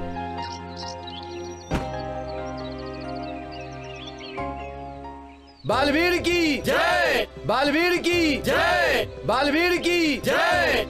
बालवीर, अब मैं चलता हूं। वो विष लगी हुई तलवार थी। उस प्रहार से पूरा शरीर विषमय हो गया है। उन्हें ठीक करना बहुत मुश्किल है। ये आप क्या कह रहे हैं वैद्य जी? हाँ, उस दुष्ट फणींद्र ने इन पर दुश्मनी से जहरीली तलवार से युद्ध किया? हाँ बेटी, मुझे आज्ञा दीजिए। बहन जी, अब क्या करेंगे? वकंटी मैकल चरु वैद्य बुक्कापट्टनम से भाई नारायण के साथ आकर हमसे नहीं होगा ऐसा बोल रहे हैं। बेनुगोंडा के राजवैद्य से भी इलाज करा के कोई फायदा नहीं है। माँ, मेरी इस बीमारी को कोई ठीक कर सकता है क्या? मुझे इनकी वेदना देख ही नहीं जाती। पूरे शरीर में जहर फैलता जा रहा है। अब तो श्री हरि ही इनका कल्याण करेंगे। बहन जी, आपको एक बात बताना है। वो मुनियप्पा नायडू किले में कोई राजद्रोह का षड्यंत्र बना रहा है। मैं जानती हूँ, मुझे भी ऐसा ही लग रहा है। फिर भी उस भगवान की इच्छा जो होगी उसी के अनुसार होगा।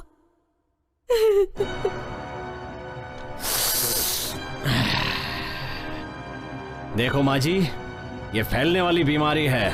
अब लोग बीमारी का डर दिखा करके उन सबको महल से बाहर कर देंगे। अपनी युक्ति रंग लाई। अब कोई रुकावट नहीं है। महामंत्री जी षड्यंत्र रचेंगे तो बिना बेहोशी की दवा के किसी इंसान को हम टुकड़े टुकड़े कर सकते हैं। ससुर जी, आपने अच्छी सलाह दी। इसे कोई भी अमल में ला सकता है। हाँ पिताजी, कल ही उन लोगों को किले से बाहर निकाल देंगे। तिम्मम्मा जी, पेनुगोंडा के राजा ने जो आपके पति को धन दिया था, वो राज का सारा धन उन्होंने खर्च कर दिया है। इसीलिए राज का सारा खजाना खाली हो गया है। राज्य का दिवाला निकल गया है। बचे हुए पैसे भी खर्चा कर रहे हैं। प्रजा के लिए ही इन्होंने सारा धन खर्च किया। इसमें हमारा कोई स्वार्थ नहीं है। कुछ भी हो, अब तुम्हारा ये खेल नहीं चलेगा। सुना है वो मामूली बीमारी नहीं है, वो कुष्ठ रोग है। इतना ही नहीं, वो लोगों में फैल भी जाता है। जो लोग भी उसके साथ रहेंगे उनको भी ये बीमारी हो सकती है। मैं 3 साल से इनकी सेवा कर रही हूँ। अगर फैलने वाली बीमारी होती तो फिर ये बीमारी मुझे क्यों नहीं लगी? वो सब हमें नहीं पता। तुम लोग तुरंत किला छोड़कर जाओ, नहीं तो सैनिकों से धक्के मारकर बाहर निकलवा दूंगी। चले जाओ यहाँ से। आज के बाद नजर मत आना। ये क्या समय आ गया है? महल का मालिक ही महल से बाहर। अगर राज्य चाहिए था तो एक बार हमसे कहकर तो देखते। हम सब कुछ छोड़कर चले जाते। इसके लिए ये षड्यंत्र रचने की क्या जरूरत थी? महाराज, ये क्या स्थिति है आपकी? मैं ऐसी परिस्थिति में आपको नहीं देख सकता। मुझे आज्ञा दीजिए महाराज। बहन, ये क्या स्थिति बनी हुई है? आज ही शास्त्री जी ने आकर मुझे बताया। हमें तो ये बात पता ही नहीं थी। पता चलते ही मैं तुम्हारे पास आ गया। ये सब ऊपर वाले का खेल है भैया। वो जैसा चाहेंगे वैसा ही होगा। बहन, तुम में इतनी ताकत कहाँ है? राजमहल में पली बढ़ी, कुटिया में कैसे रहोगी? तुम इन सब दुखों को कैसे सहन कर पाओगी? बताओ ना मेरी बहन। साले जी, ये तिम्मम्मा को भगवान का दिया हुआ वरदान है। देखिए ना, कितने सारे लोग द्वेष कर रहे हैं, फिर भी अपना धर्म निभाकर ये मेरी सेवा कर रही है। क्या कहें इसके अंदर के साहस को। जीजा जी, आप तुरंत हमारे साथ चलिए। हम सभी बुक्कापट्टनम चले जाएंगे। भैया, आप हमें क्षमा कर दीजिए। दया करके हमें वहाँ मत बुलाइए। जीना या मरना हमें यहीं पर है। तिम्मम्मा, इतनी बड़ी हो गई हो, सती अनुसुईया, सती सावित्री, उनकी जैसी बातें कर रही हो। हाँ साले जी, आप दुखी मत होइए। ये देखिए, ये सोने का खंजर ले लीजिए, ये सोने की कड़ा ले लीजिए। सब सोने की चीजें अपने भाई को निकाल कर दे दो, क्योंकि अब इन पर इनका ही हक है। भैया, ये लो भैया। बहन, तुम लोगों के बगैर ये चीजें बेकार हैं। मैं इन सब का क्या करूंगा? वो श्रीनिवास ही आप लोग को बचाएंगे। भगवान तुम्हारी रक्षा करे। चलता हूं बहन। जीजा जी, मैं जा रहा हूं। भैया रुक जाइए। आप हमेशा हल्दी कुमकुम से, रेशमी वस्त्रों से अपनी बहन को पलकों पर बिठा कर रखते थे। इसलिए आपसे एक बात कहनी है। अगर बालवीर को कुछ हो गया तो मैं सती सहगमन करना चाहती हूँ। नहीं बहन, तुम्हारा भाई नारायण जीते जी तुम्हें कोई तकलीफ नहीं होने देगा। नहीं भैया, इनके बगैर मेरी जिंदगी बिल्कुल व्यर्थ है।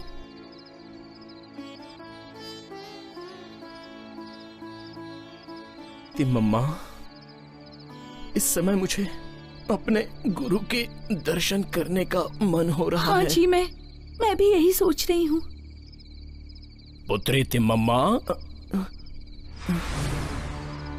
स्वामी, आप यहाँ, ये कैसा आश्चर्य है। हम दोनों अभी आपको ही याद कर रहे थे और इतने में ही आपने हमें दर्शन दे दिए। पुत्रों, आपकी इच्छा पर ही हम यहाँ आए हैं। सूत्रधार जिस तरह पर्दे पर खिलौनों को खिलवाता है, बिल्कुल उसी तरह परमात्मा भी सृष्टि को जैसे चाहे वैसे कर्मों के अनुसार चला रहा है। हरिशंकर भी इस कर्म फल के भोग से वंचित नहीं हुए। विजयी भव। उठो। स्वामी, हमने क्या पाप किया है? पाप आप लोगों ने नहीं किया, आप कारणवश जन्मे हो। जो जन्मा है उसकी मृत्यु अवश्य होगी। मरा हुआ मनुष्य वापस पैदा होता है, कर्म फल के भोग से वो बच नहीं सकता। इसलिए धैर्य रखिए, आपका जन्म सफल हो जाएगा।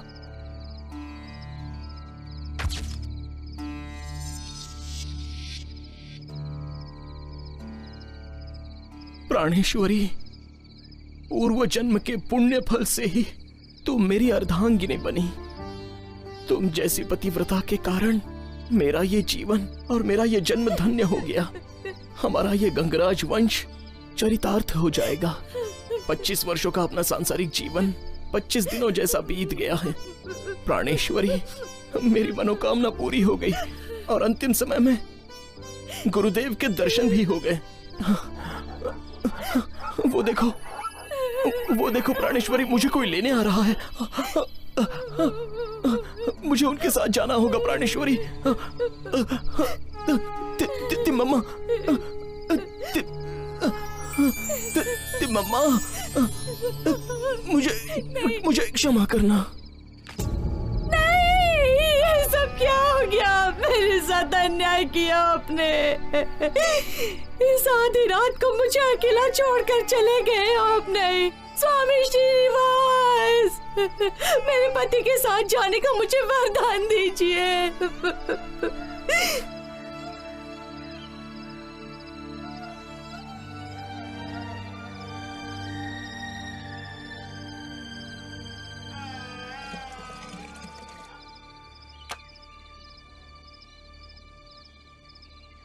प्रजाजन, आने वाले समय में ये पेड़ महावृक्ष बनकर दुनिया की ख्याति पाएगा।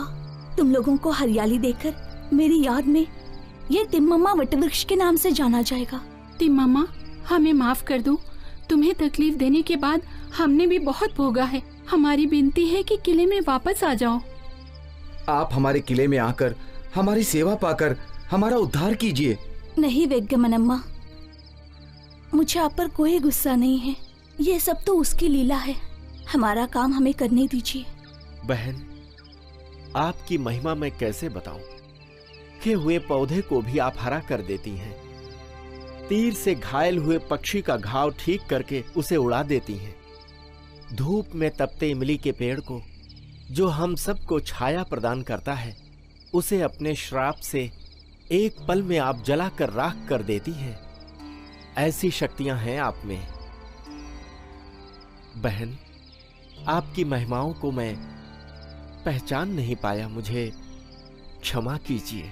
नायडू जी, आप हमारे भाई जैसे हैं, हमें क्षमा कीजिए। आपका राज्य सुख और शांति से रहेगा। अब हमें आज्ञा दीजिए। बहन, आप तो सब कुछ जानती हैं। विजयनगर के राजा सती सहगमन के विरुद्ध हैं। उन्हें यदि ये पता चलेगा तो मुझे राज्य से निकाल देंगे। माँ जी, सबको दान दे रहे हैं आप।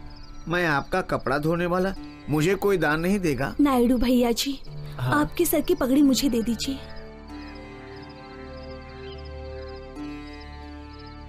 ये लो, ये ले लो। माँ जी। बहन, मैं कुछ समझा नहीं। आपने मेरी पगड़ी इसे भेंट दे दी? चिंता मत करो भैया, ये पगड़ी आपके घर पहुंचने से पहले ही पहुंच जाएगी। नायडू भैया, ये आपके भलाई के लिए ही कर रही हूँ। ये मन ही मन में आपकी पगड़ी को मांग रहा था, इसे मैं दान में दे रही हूँ। आपका जन्म जन्म का पाप कर्मों से धुल जाएगा। आज आपकी अग्नि से दुर्घटना होने वाली थी। आपको दुर्घटना से बचाने के लिए इमली के झाड़ पर मैंने प्रयोग कर दिया। आप जब तक जीवित रहेंगे प्रजा की सेवा करते रहिए, लंबी उम्र जिएंगे आप। धर्म रक्षिता रक्षिता। नायडू जी, सती सहगमन के लिए आप मुझे अनुमति देंगे तो आपको राज्य से निकाल देंगे, ये डर है ना आपको? ये तिम्मम्मा किसी को कोई हानि नहीं पहुंचने देगी। मैं मेरे मार्ग से चली जाऊंगी। सती सहगमन के लिए आप मुझे रोक सकते हैं, लेकिन मेरे पति के साथ जाने से मुझे कोई नहीं रोक सकता। गुरुदेव को मेरा प्रणाम। गुरुदेव जी, मुझे आशीर्वाद दीजिए।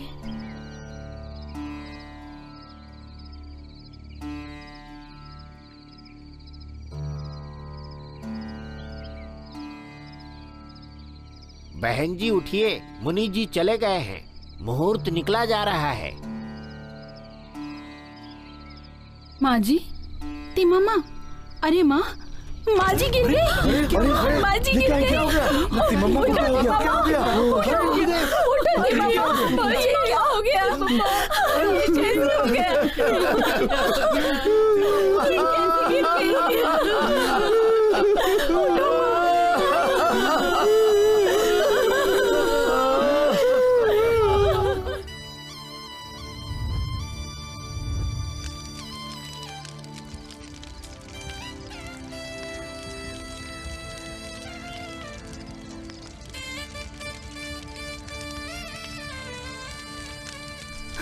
अरे बहन, क्या कर रहे हैं? बहन तिम्मम्मा, भाई कितना बड़ा अनर्थ हो गया। मैं सही समय पर नहीं आ पाया। आखिरी बार तुझसे बात भी नहीं कर पाया। ये लो बहन, तुम्हारे लिए लाया हूँ सिल्क की साड़ी, हल्दी, कुमकुम, चूड़ियाँ।